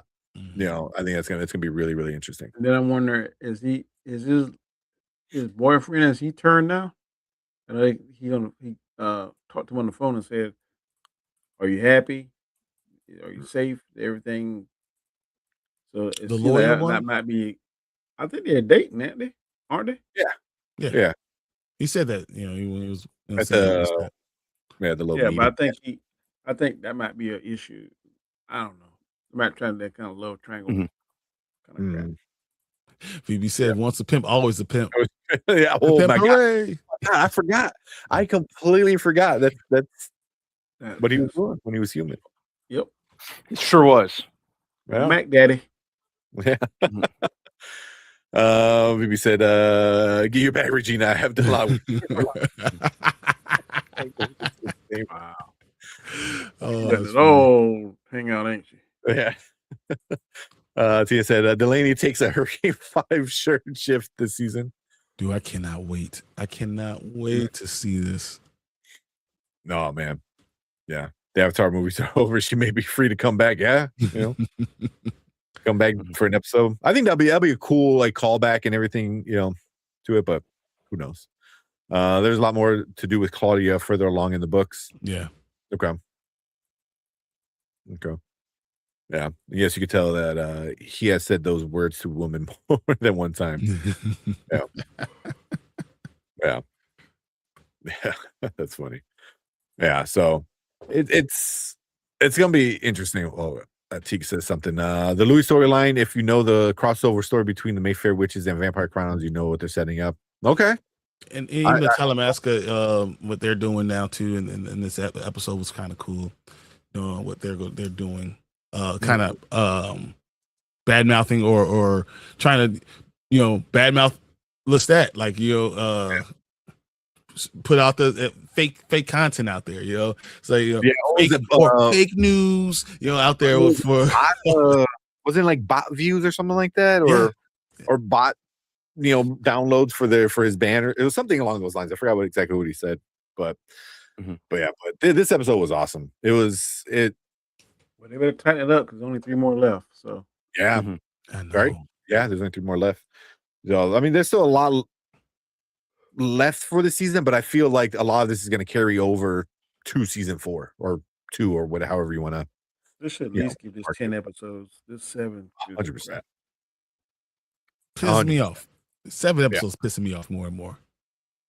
Yeah, because it's at when the episode finishes, I was just like, I want more, because I want to see where it's going to go and things like that. But I just love, bots to boost, make it go viral. Yeah, which is interesting because there's people like Armand who wants him to stop with the music, but then if they're, bot boosting his band, and then we find out about the voices, and there's a lot of these voices who initially said like, we hate Louis, we hate Lestat. Now they're like, no, we want him to be our brat prince, He's changing. They said they're changing one a day. Yeah, that's going to outlast and overrun the numbers. Like they're getting ready for this. Interesting. Who is pushing this vampire conversion? Mm-hmm. Is that Akasha? Because she's still alive now, correct? I'm assuming. Mm-hmm. Yeah, because she's going to show up. So I don't know if she's pushing that agenda. I think definitely is. I think the Telemasca wants to do it because then it gives them the reason to go hunting. You know what I mean? Like if you make something a problem and now you're justified in fixing the problem, so we definitely see that a lot, in today's world, so if they make vampires a big enough problem, does it give the Telemasca like, well, we got to take care of them, Then the Telemasca was the one that hired Louis to kill the other guy. Yeah. So I mean, they're kind of playing. I feel like they kind of play both sides a little bit. Where like to push the agenda to get to the conversion stuff, and the great conversion so he can then step in and do something about it. I think they're keeping track on to see which one's more powerful and stuff. Because Louis, he's almost like God level now with stuff he can do. I didn't think you could take out another vampire as quickly, but that guy was easy work for him. Oh, 100%. Dude. Well, also he was he was angry, to say the least. So dude, Gabriella is the worst. I'm just saying, honestly, and she keeps on abandoning him, and it's just funny how Lestat continues to allow it to happen over and over and over. And he's been abandoned so many times in his life, yet he keeps on letting her back in, not realizing that she's the reason why he feels all this abandonment, all the abandonment issues. But he said that when he's narrating. I don't know what made me turn the band around and sing that song, whatever. So she got an agenda too. I don't know who's pulling her strong. I would think that since he was her maker, he could be able to read her thoughts and stuff. But apparently, that's not that's not a part of his power set, I guess. It's like he would be able to feel that selfishness and can hear her thoughts and stuff. It's nasty, Monique, but it's 100% right. Ew. Yeah, ew. Also, yes. Just wait till his daddy issues show up in the next episode. Oh, geez. He already took care of that, didn't he? No. Well, his human daddy, he took care of his vampire daddy. He's still dealing with that. He looked like something out of a monster or something. Yeah, right. VB said, did you guys discuss the CN Tower falling a couple episodes? Which one's the CN Tower falling? Oh, excuse me. I'm not sure what that is. CN Tower falling. I'm not sure. Yeah. Let us know what you mean by that. I mean, I have a brain fart. Yeah. But I mean, Gabriella is a problem. Louis and Regina, that's a problem. That's wrong. I'm not sure what you're talking about. Yeah. What does CN stand for? Yeah. But I actually thought that episode three was in that thing to kill that guy. See what he was going to reveal about the band. That's what I thought he was in there. I was really shocked to see him in the 12-step program. Oh. That was my first thought. He in there to see what that guy gonna say. If you see the wrong thing, he's gonna kill him. I think he's using him because he knows he's like, you're my in to Lestat, because like Lestat wants you back in the band. So if I can get you to like worship me, which is he's already saying he's a god, which is crazy, so like because Armand is playing the victim a lot, but I think he got some kind of sinister. Oh, he has a plan. He has a plan, and he just plays that, oh, poor me, and then meanwhile he's up stuff. I wouldn't be a bit surprised if he cut off his connection to Daniel on purpose. On purpose. Mm. The Mm. CN Tower is the tallest building in Toronto. And in the background, when Lestat's like going crazy, I think it falls. I don't think it was a main part of it, but I saw that it kind of falls. Yeah. It's always emotions and all this stuff. Exactly. Yeah. Gabriel Bernal be the reason why Louis loses his leg. Oh my god. I completely forgot about that. Like him losing the leg, the eye with Armand, like we're still building up to that. I thought they could like grow that stuff back, but I guess they can't. Or does it take time? Maybe it takes time. Through the car Well, window. no, that one guy cut his hand off and it still was off when he was on the bus. And then you heard Lestat say, "No, don't do that." The French guy from Paris. Didn't he cut his hand off in one part of the show, and then the next part he was writing on the billboard with the stuff. He was writing on the board with his nub. But he's dead. He's dead. He's a figment of. He's a figment of Lestat's. Yeah, I remember Armand when he stepped into the fire and Armand killed him, or held him in the fire, I should say. Yeah, held him in the fire and let the fire burn him. Yeah. Killed him in front of Lestat too, didn't he? Mm-hmm. Yeah. Just even more messed up. Yeah. They don't have the blood of Akasha. Yeah, exactly. I think the auction scene from the episode 1 is taking place during the book. Tell the Body Thief. That's what I'm thinking too. Like it's setting up stuff that we're gonna get like in a few seasons. Yeah. That's a Rontian. Dear God, no. I think that because they're definitely laying groundwork for that. Yeah. For future seasons. Yeah, but I'm trying to think of anything else like major part that we haven't brought up, because it was just I don't feel it was as good as episode 3, but it was still like a great episode, because episode 3 was just such a peak episode. The ending of the episode was so thing, so like Mid say he's like not relaying the exact argument with Gabriella, and then you see him on the bus. You see, was it Louis on one side, and you had Claudia on the other side, and for Saturday it's going to go down, and I can't wait to actually see what happens. I just thought that scene was interesting because I was like, what the hell is happening? Look, why are they there? Yeah, you saw the French guy, right? The French guy that he keeps seeing. There was somebody else too. I can't remember. Because I know he was Claudia and Louis. It was his French lover, Nikki. Wasn't it his maker? Was it his maker? I thought it was his maker, the French guy, the lover, and it showed Claudia on the right as we look. It was Magnus, Nikki, Claudia, and Louis. Okay. Might even been his mama too. Yeah, Gabrielle. He was talking to her. Yeah. Oh, unless maybe it might have been the old version. Maybe I think it might have been like a band member also too. Yeah.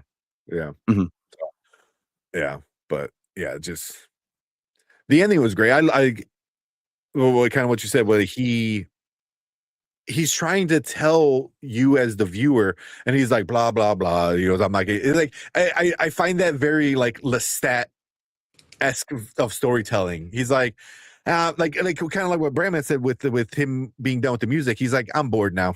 Like it sounds like he's getting bored of telling you the story as he tells the story. He's like, whatever. Like, and it's so. It feels like, so like stuff like that, I find like really like entertaining. Because it just builds him as a good character. So. Oh, you guys got anything else? I don't. Yeah, that's mostly it, I think. Yeah.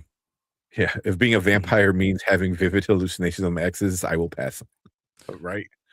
I just don't want to be undead. You see, I've been dead for 265 years. I'm good. I don't need that. That has abandonment issues. Oh my god. 100%. I got sad for him when he lifted up that boat and she was gone. I'm like, but why? Like legit. Mhm. It's But not what, even- right?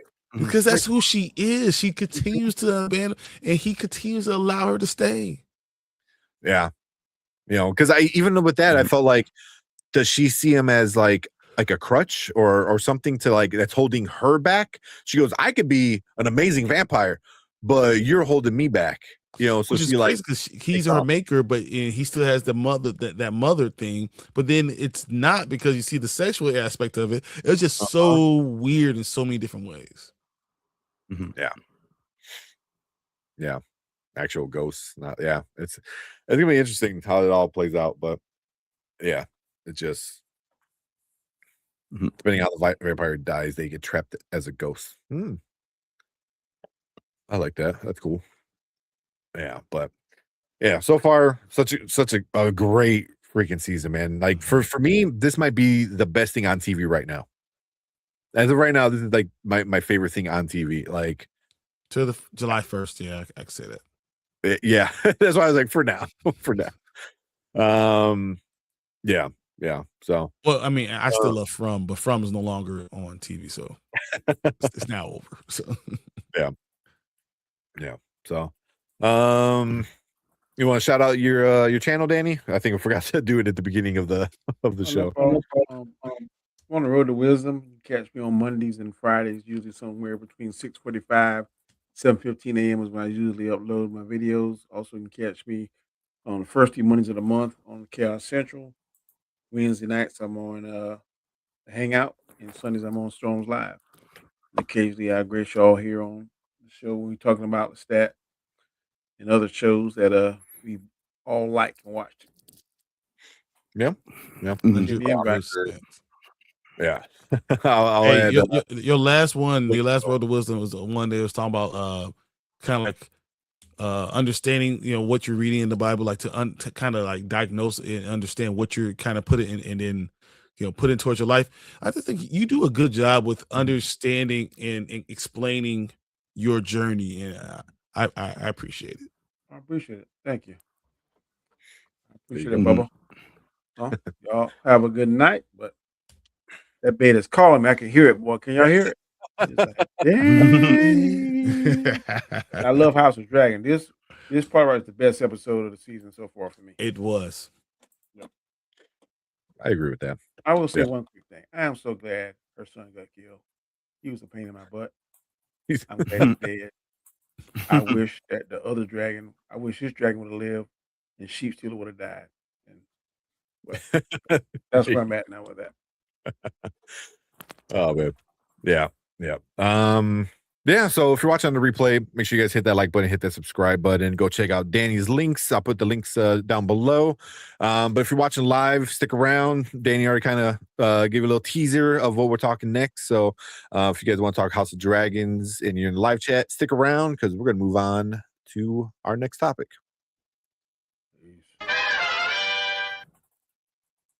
Ooh, cool. All right. Dipped out. All right. Good night. Good night. I think I know they're sitting out with Regina.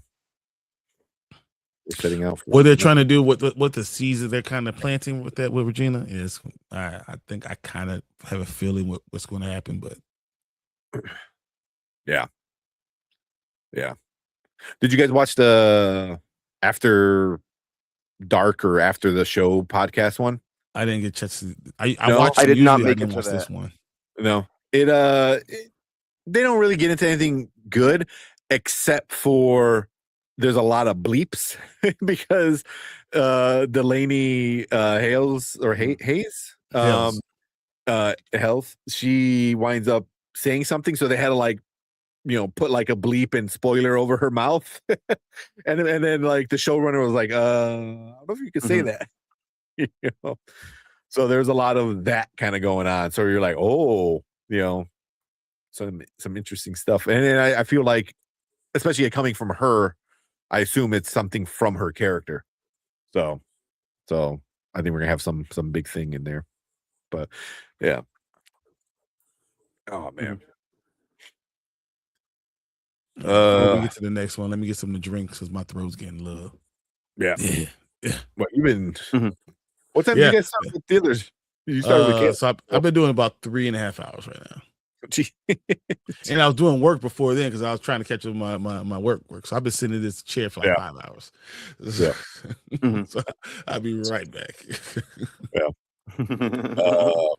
So yes, and they're dropping spoilers, right? In there. But yeah, no, I didn't catch that after this recent episode. I think I just got a little lazy. Usually I watch it too. Yeah, it was cool. I don't think it yeah. yeah. Mhm. Oh, my bad. I'm sorry, buddy. Oh, you're good. You're good. Said Tank, I like how they did the Mhm. review. On the review, they reversed the scene with the two actors. Yeah, where Armand read Daniel's rant. You know, so the guy who plays Armand read Daniel's rant to the guy who plays Daniel. So very different. He played it different, but he played it more like how Mhm. Armand would do the rant. You know, so it was different. It was cool though. It was interesting. I like when they do stuff like that. Oh man. All right, collector. Sorry. Mhm. Sorry, I saw your comment, but I couldn't bring it up because we were, talking Mhm. about the other It's been a other show. pleasure. But as soon as Brian gets back, we're gonna be talking about Hot D. Mhm. Is that the Rockies, the Rosses, or whatever the fire thing, Iris, yeah. however they say it. Dracarius. Is that it? Crazy. Mhm. Oh man, it's good. But all right. I was saying good night. Have a good night. Collector's like, yeah. Oh, collector, do you have Game of Thrones, like the whole, like at least Blu-ray collection? That's a good question. Ask him. Yeah, because I saw one of the seasons. It was missing the slipcover. It was at one of the at a Goodwill or at a Savers, or it was at thrift store. But I was gonna get it, but then when I was going through it, one of the discs were like completely like they decided they wanted to use it as sandpaper or some shit because it was just so bad. Otherwise, I would have got it and just sent it to you, but I'm not sure if you have all the Game of Thrones seasons or not. Mhm.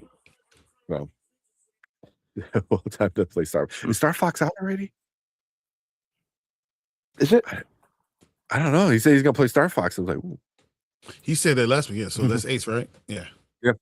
nice. Yeah, I love. You know that. Wait, what? Wait, what we do? I don't even know what we do. I Yeah, guess it's we're last just being Thursday. us. I think I have all of Game of Thrones. Yeah, I have all of Game of Thrones on Blu-ray. Mhm.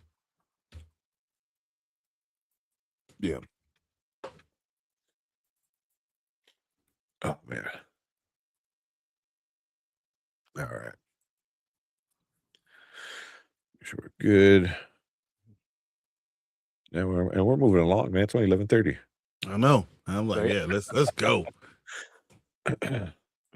My throat's starting to kill me because one kid got sick, but like my oldest only lasted for like a day, but now my youngest got sick and just fucking snot everywhere, man. Just he comes up to me, he goes, duh, duh. I'm like, oh, what's wrong? But he goes, "Wow, just all in my face." I was like, well, there goes that. Like, I'm getting sick. And then sure enough, like I remember last night, I'm like, uh-oh, my throat's starting to get a little scratchy. Dude, it's gonna be a heat index of 107 tomorrow. Yeah. Oh, Nasty. Dude, the Chicago weather just has no chill. It does has none. whatever it wants when it wants. Last week it was chilly. It was in the 60s. It was rainy all week. Raining Yeah. cats and dogs throughout the week. And then just today it just shoots up.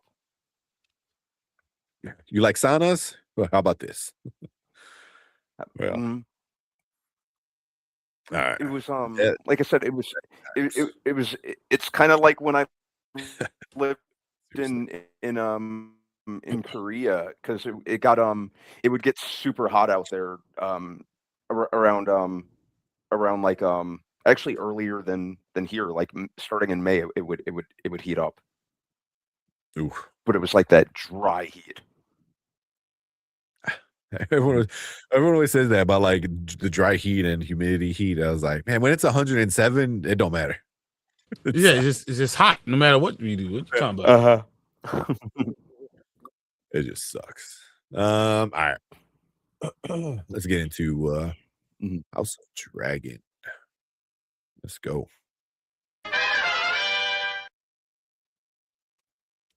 All right, what is up? Welcome back, Spoiler Kings. We are back talking House of Dragon, season 3, episode 2. What was it? What was it called? A Queen's something? I just had that too. Oh my god. But anyway, it's the second episode of the Queen's Landing. Queen's Landing, duh.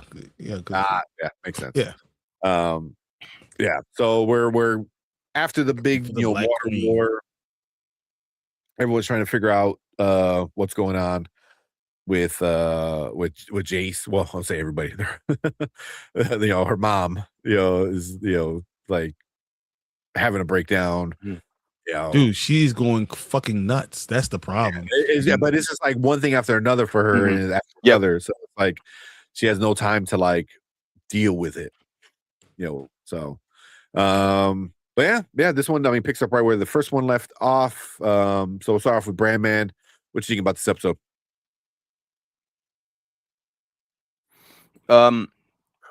Liked the way that it started. It really set the tone for the rest of the episode, I thought. I think all the stuff with Matt Smith, Damon, probably my favorite character. Definitely my favorite acting job. I think he's just so good on it. The stuff with the dragons was fine. But I really like how they're showing. What's the queen's name again? Rhaenyra or Alicent? Which one? Yeah. The one who lost her son. Yeah, Rhaenyra. Yeah, Rhaenyra. Like her just showing her mental deterioration is really well handled. And it kind of adds an emotional layer that I didn't quite expect out of this season. So from an acting and a writing standpoint, that's been pretty well handled so far. So I hope they maintain the momentum with that. Those were my favorite things about it. Okay. I'm probably gonna rewatch it just to unpack more, because I usually rewatch each episode, usually like at least twice. So probably if not later tonight, tomorrow I'm gonna go for a rewatch. Sounds good. What about you, Brian? What you think about the episode? It was a really good episode. There was a lot of stuff going on. A show that we have beheadings, we have dragons, we have deaths of major characters, and it happens weekly. This stuff happens weekly. Like the battle is still just in the middle of it. But as you said, Rhaenyra, when you see her just deteriorating before our eyes, and it's like, it's weird because I don't like the idea that everyone's saying that she can't be queen because she's a female, but she really can't be queen because she's losing every single person around her and it's driving her insane. And it's heartbreaking almost, but she's not a good person, but it's still kind of heartbreaking seeing all this stuff happen to her. And I can't believe I'm kind of enthralled by it. And then seeing what Damon's doing because of it. And then, dude, Alicent is the worst character ever created. I mean, she's even worse than Otto. Like, Otto's horrible, right? Alicent is 10 times worse. Like, and I'm watching Aemon, and I'm like, man, he's just such a fucking problem. And then his new armor is crazy.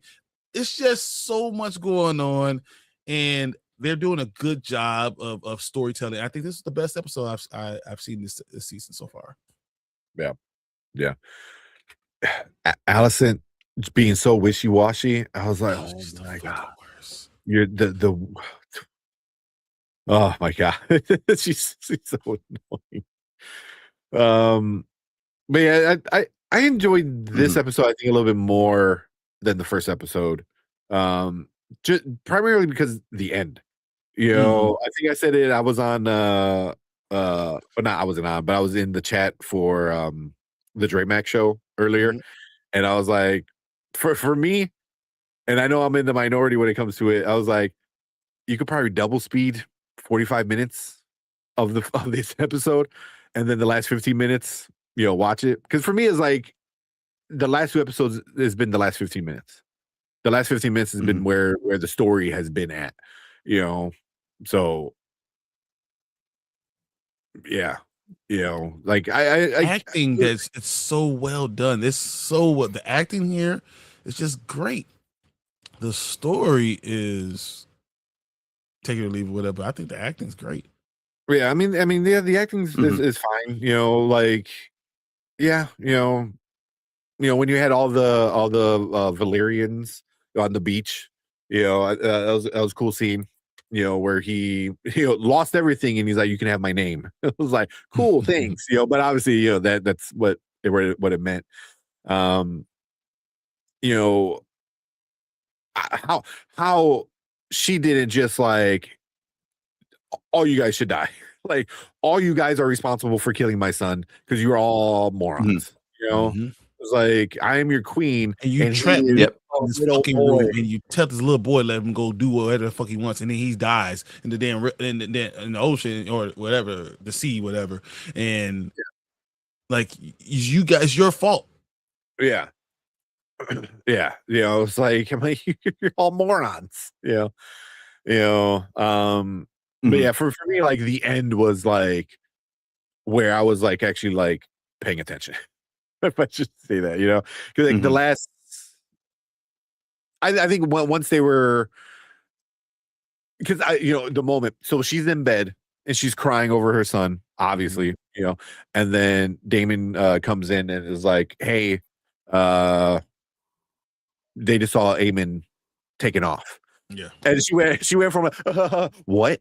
Like, like that's legit what it was. It was like, I can't handle it. Well, let's go. We gotta go right now. You know? Like, just so like crying to like why aren't we already getting ready? You know, it's like it kind of made me laugh a little bit, you know, because I was like, but it also like shows like she has no time to really grieve. And I think from that moment is when I like, for me, the episode got like better, you know, and then it kept getting better until like the end because I didn't because Otto, you didn't expect Otto, and it'd be sitting there being or half of Otto's.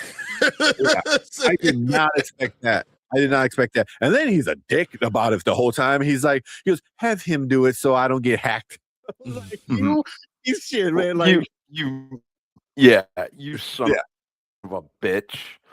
Yeah. And, okay, maybe I'm missing something. Isn't she like, wouldn't she be pissed off as like, you're the reason why all this is happening right now is because you wanted your name to have power. You know, so it's like, you're the one that used your daughter to get to use my horny dad, you know, like you're the reason why, you know, your daughter's doing all this messed up shit, you know, like you're the reason. Like, wouldn't she be like, oh, I want to kill you yesterday? Like, but she has like the sense of like of this like friendship still, you know. And I'm like, and especially with Otto, is like he never had that. Everything was always using. He used you. He used his daughter. He used your dad. Like it was always that. So it was like I never got that. I was like, you should want to kill him, you know. So Yeah. But I think because she still has that Mhm. softness in her heart for Allison, which doesn't make sense because she's the worst character ever. You're the best, worst friend, worst mother. You're just Mhm. awful altogether. I mean, you try to seduce your damn son. You are the worst. Yeah. I forgot about that. Yeah. They said, Mhm. I'm so disappointed that Emma Darcy will not be nominated at the Emmys this year because the show started in June. Yeah. Yeah. She's She'll a get great nominated. actress. She's a Yeah. great I think she got nominated for last season, I believe, or Mhm. something like that. Yeah. I think Uh, she'll land something for sure. Mhm. Yeah. Delta Dan said, cool. The sea snake is giving his boy his name. I'm wondering what happens to Damon's daughter / Nito's combo if you read the book. I haven't read that book. That's what I can say. I have no idea.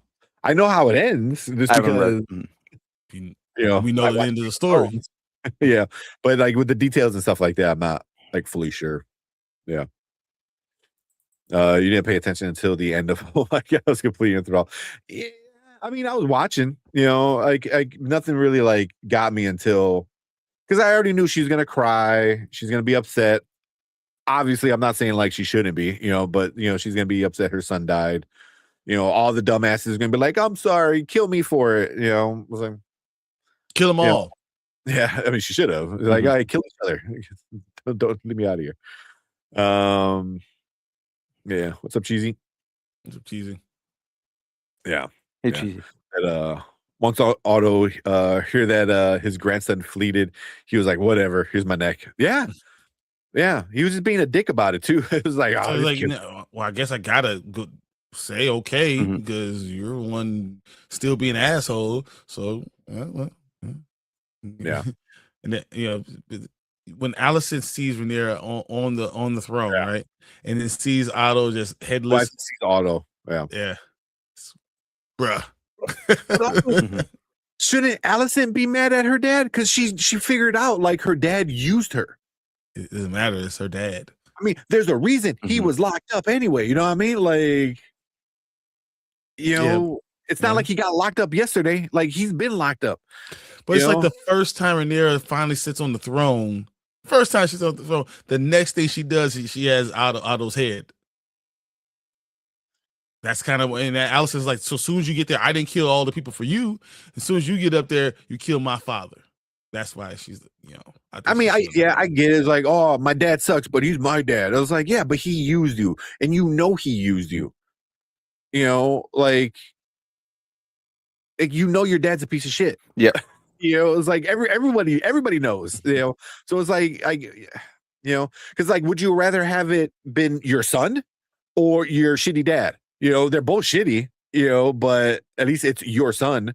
With your dad, you can't claim like, well, it's not, like I have to love him even though he's crappy. It's like where your son is like, well, he's a murderous prick. He's also but, one of the worst sons of all time, and Yeah. he's not great to either. So so I think I was kind of like when Mhm. she saw and she's like, what did you do? I kind of rolled my eyes. I was like, oh,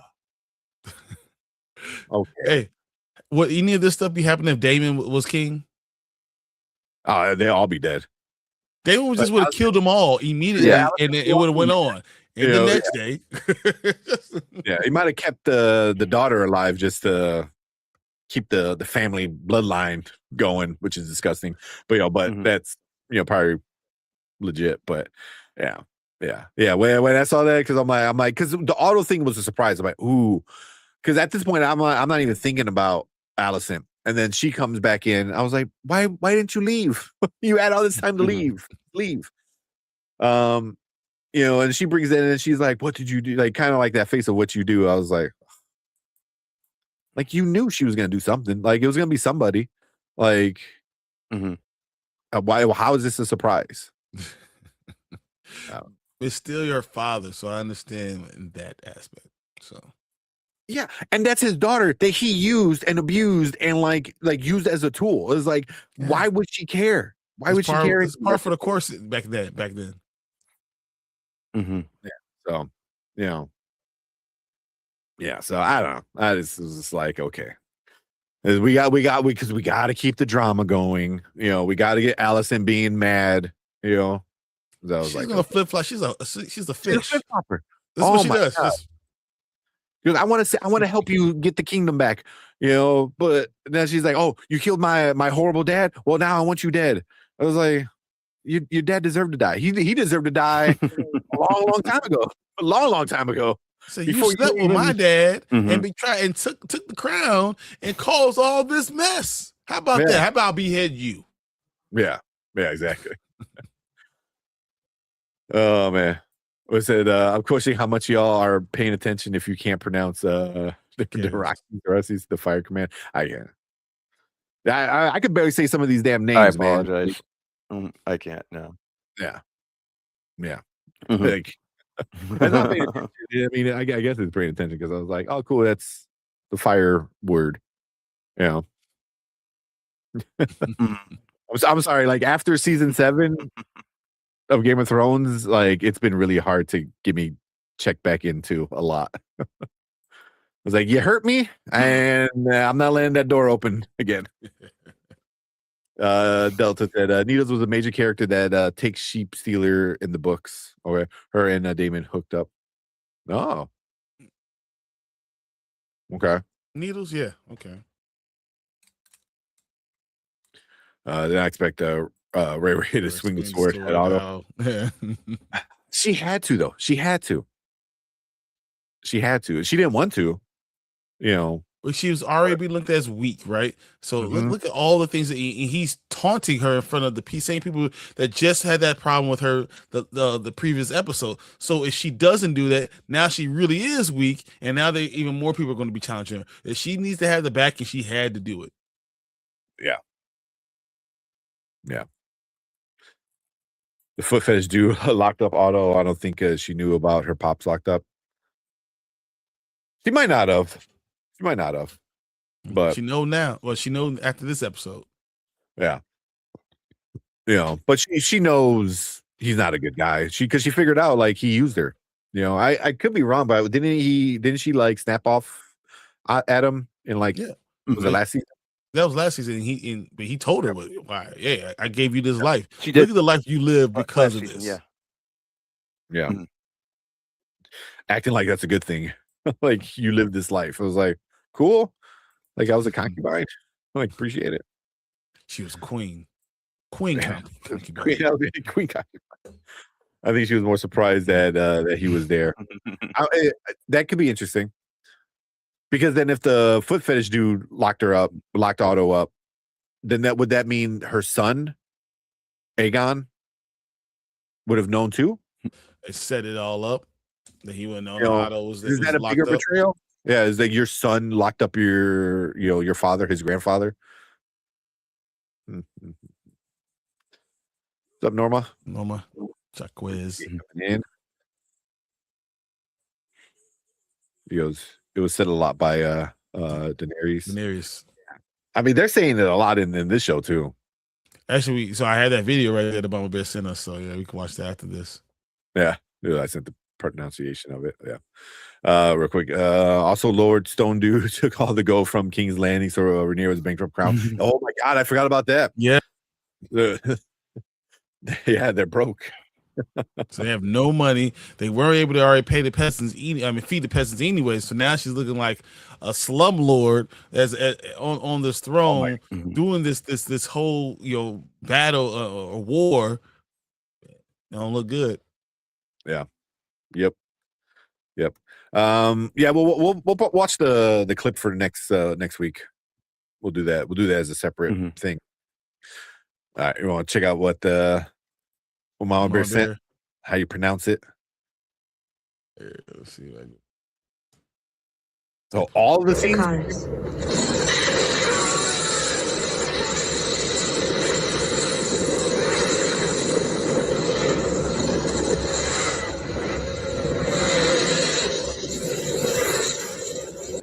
Dracarys.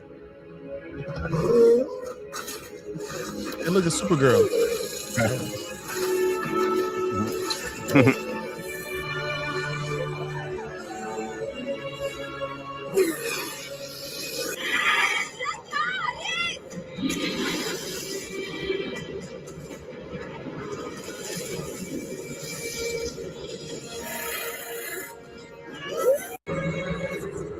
Dracarys.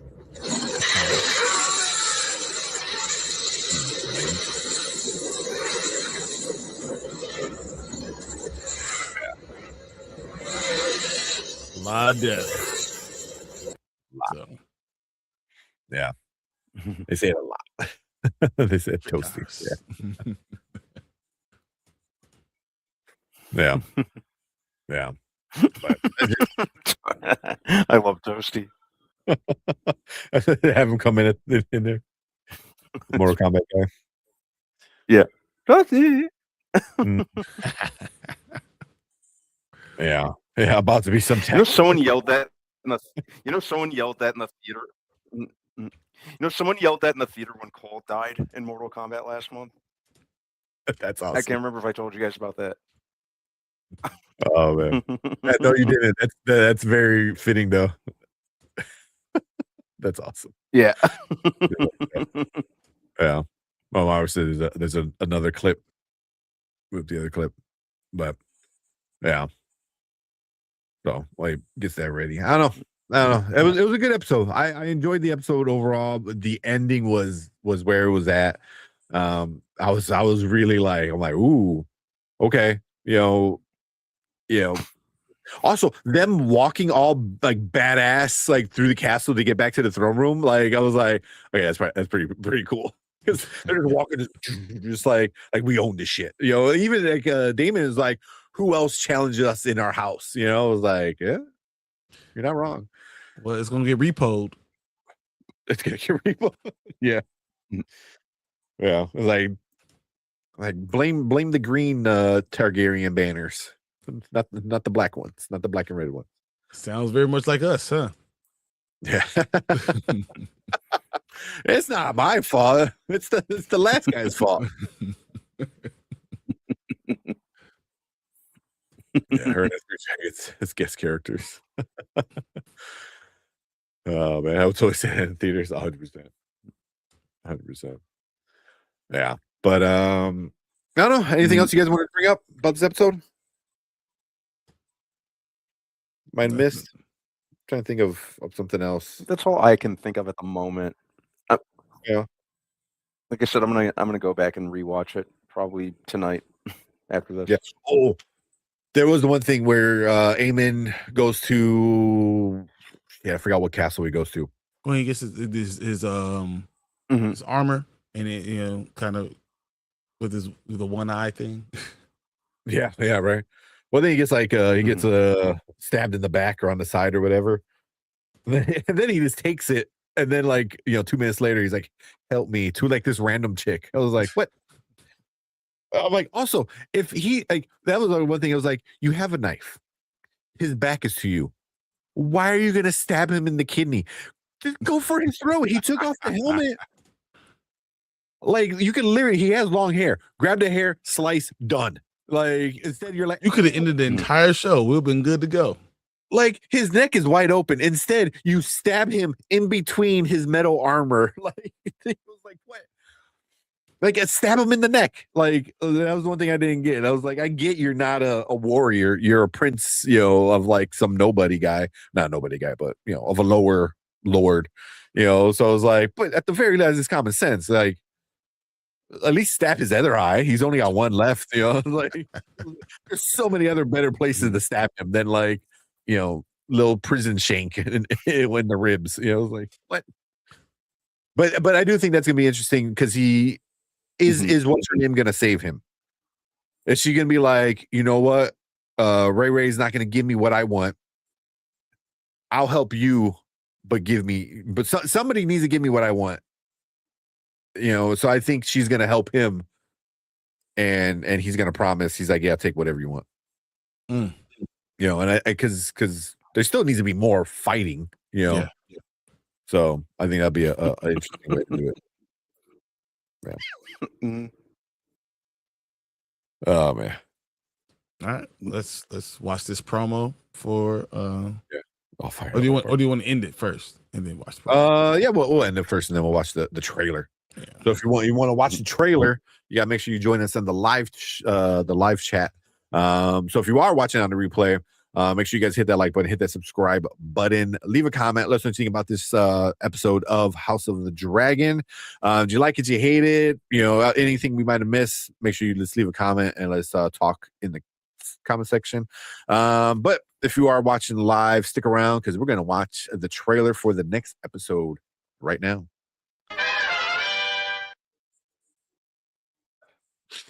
Oh man, my fucking nose is all stuffy. All right. Me and B finished last week at like 12:15. Nice, hey, we're gonna beat the record. Yeah, we were like, let's go. Damon messed up with Allison. Yeah. It might have been the ass. 100%. Yeah. He should have made a deal with her, or at least loot her about making a deal. Right? At least like pretend. It was like, what's the deal of lying? Just lure her in. Just come on. Yeah. Oh, he said, what would you guys rate it? The collector said a 10.5. Out of 10? What would you guys rate it out of 10? 7? Out of 10. Yeah. What about you, B? Probably a 7.7.5, 7.5. I mean, like I said, I want to reevaluate it because that's what I do with every episode. But right now, I'd say a solid 7.5. Yeah. Oh, I'm probably there too. Like 7. I'm enjoying the show so far for sure. Yeah. But yeah, once I rewatch it, and then I'm probably once it's all finished, I'm probably gonna rewatch it all in succession, just because, like I said, that's what I do with every season. Yeah. Mhm. Well, there you go. Damn. Okay, I see you. They messed up, not giving the witch the castle. You could have gave her an empty promise. Exactly. Which is going to use amen. Yeah, I won't say more because I don't want to spoil it out for y'all. Yeah. She's definitely going to use Harrenhal. There you go. Thank you, collector. Yeah, kill Allison too. Oh, yeah, definitely kill Allison. Oh my God. Yeah. Just line them both up. Let's go one swipe. Let's go through all of them. Just get rid of the whole family. She's saying, what? The episodes are 9s. I think it's good. It's fine. I enjoyed it, but I don't know. Maybe I don't love the content as much as I did everything else. So that's If you told me a 7 or 8, I'll be like, yeah, it's probably 7 or 8. Yeah, it's just it's good. I'm enjoying it overall. For me, it's like I've seen it before and done better in Game of Thrones, so it's like it's not anything new, and then for me it's still like there's no magic. I was like, what the hell? How is there magic in a time when they're talking about how there used to be more magic? So and then especially the Valerians pissed me off.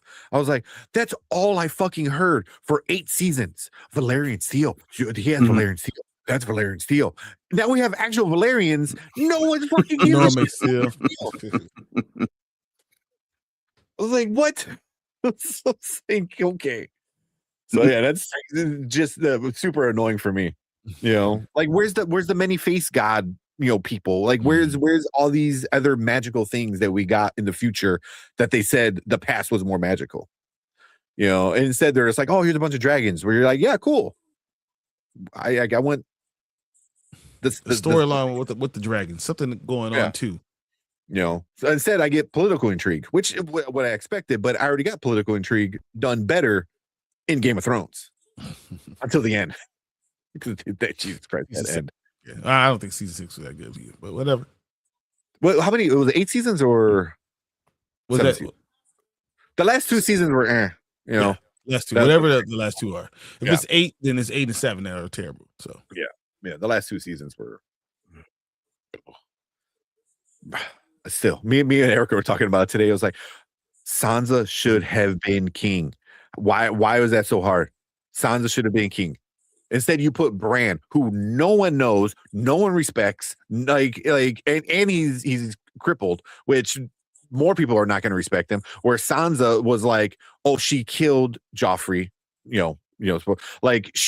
everyone in King's Landing already loved her because she's been through the shit with them, So it was like she should have been king instead Bran, because Third Eye Raven or what. I was like, it was so frustrating.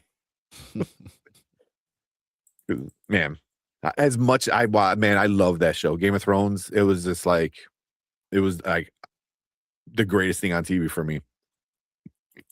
For 5 seasons, 6 seasons, it was. And then it just poo-poo to bed. Jamie Lannister, how do you ruin that arc? How do you ruin that arc? He had such an amazing arc, and then you just crap the bed at the end where he's like, nah, I still like effing my sister. It's like, what? Like, you became such a better person. And then at the end, you're just like, nah. It was like, what? Yeah.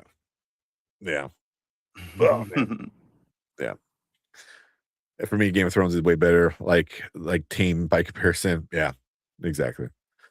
Last week episode for me went down to 8 because you like this one so much. Yeah, I can see that. Give it to Jon Snow. That would have been a better ending. He went through a lot. Yeah. Jon Snow should have been the king of the North, because then he would be the actual king of the North. He would have been able to connect north of the Wall and Winterfell, and he would have been the actual king. That would have made more sense. But instead, he just like, I'm out of here later. I was like, so the whole Targaryen bloodline is gone, which is another reason why this show pisses me off, because I was like, oh, none of it matters because you're all dead. Like, no one, like, there's no Targaryens left. Jon Snow kind of a little bit, but he's over there messing with White Walkers. So, I don't know. That's why just it pisses me off to like no extent. Oh, because I'm not comparing this to the Game of Thrones, comparing it to last season. Yeah, Okay. but it's a prequel to Game of Thrones. It so is. it's like, for me, it's like hard not to. Spinoff. I mean, this is what it is. Yeah, he's related to both. Yeah, that's why he would have been a great king of the North. He should have been king of Winterfell, actually connected, north of the Wall with the north of the kingdom. Sansa should have been king. Bran should have been just, hand, maybe. It's all stupid. All right, enough rant.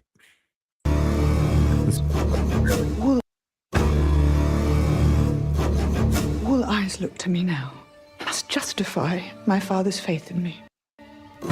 Rule as he would have wished. At any rate, we must begin.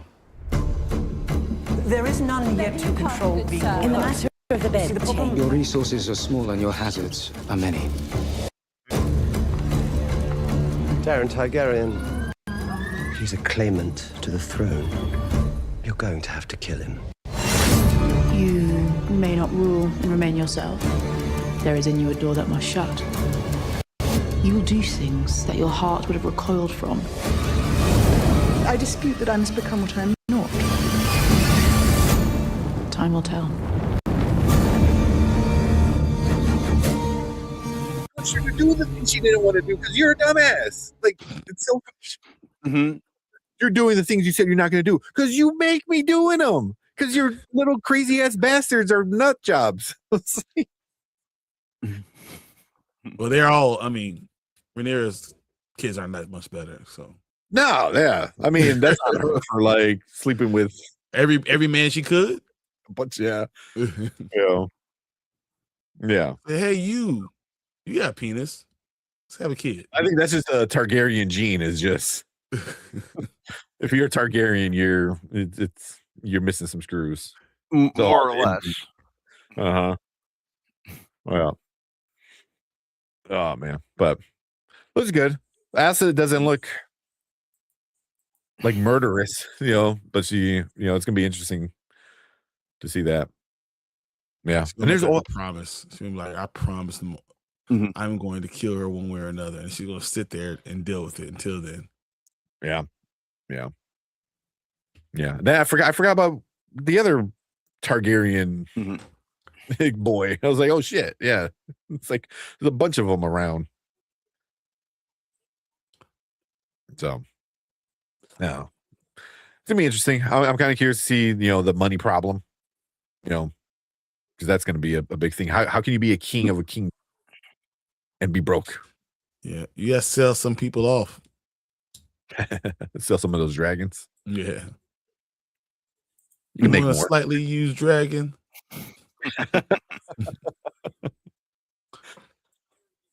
Or is like which one's that has the holes in the wings? So you can stitch those up. Don't even worry about it. All right. Stitch it up. Minor damage. It's minor damage, exactly. It's only been in 1 or 2 battles. Still good.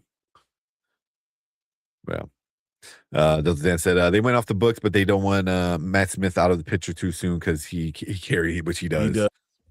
The witch is some first men blood / old gods magic. Yeah, we need more of that. Mm-hmm. More More of that. magic. Some magic. Yeah. Yeah, I agree. That feels like just way too absent on this season in particular. Yeah. I kind of felt like something was missing and couldn't quite place it, but that's exactly it. Yeah. Well, I'm cool with that. But yeah, Matt Smith, you don't hire Doctor Who and kill him off that fast. Yeah. He's gonna last until next season when the show's done. So, yep. I wouldn't be surprised if he dies at the end of this season.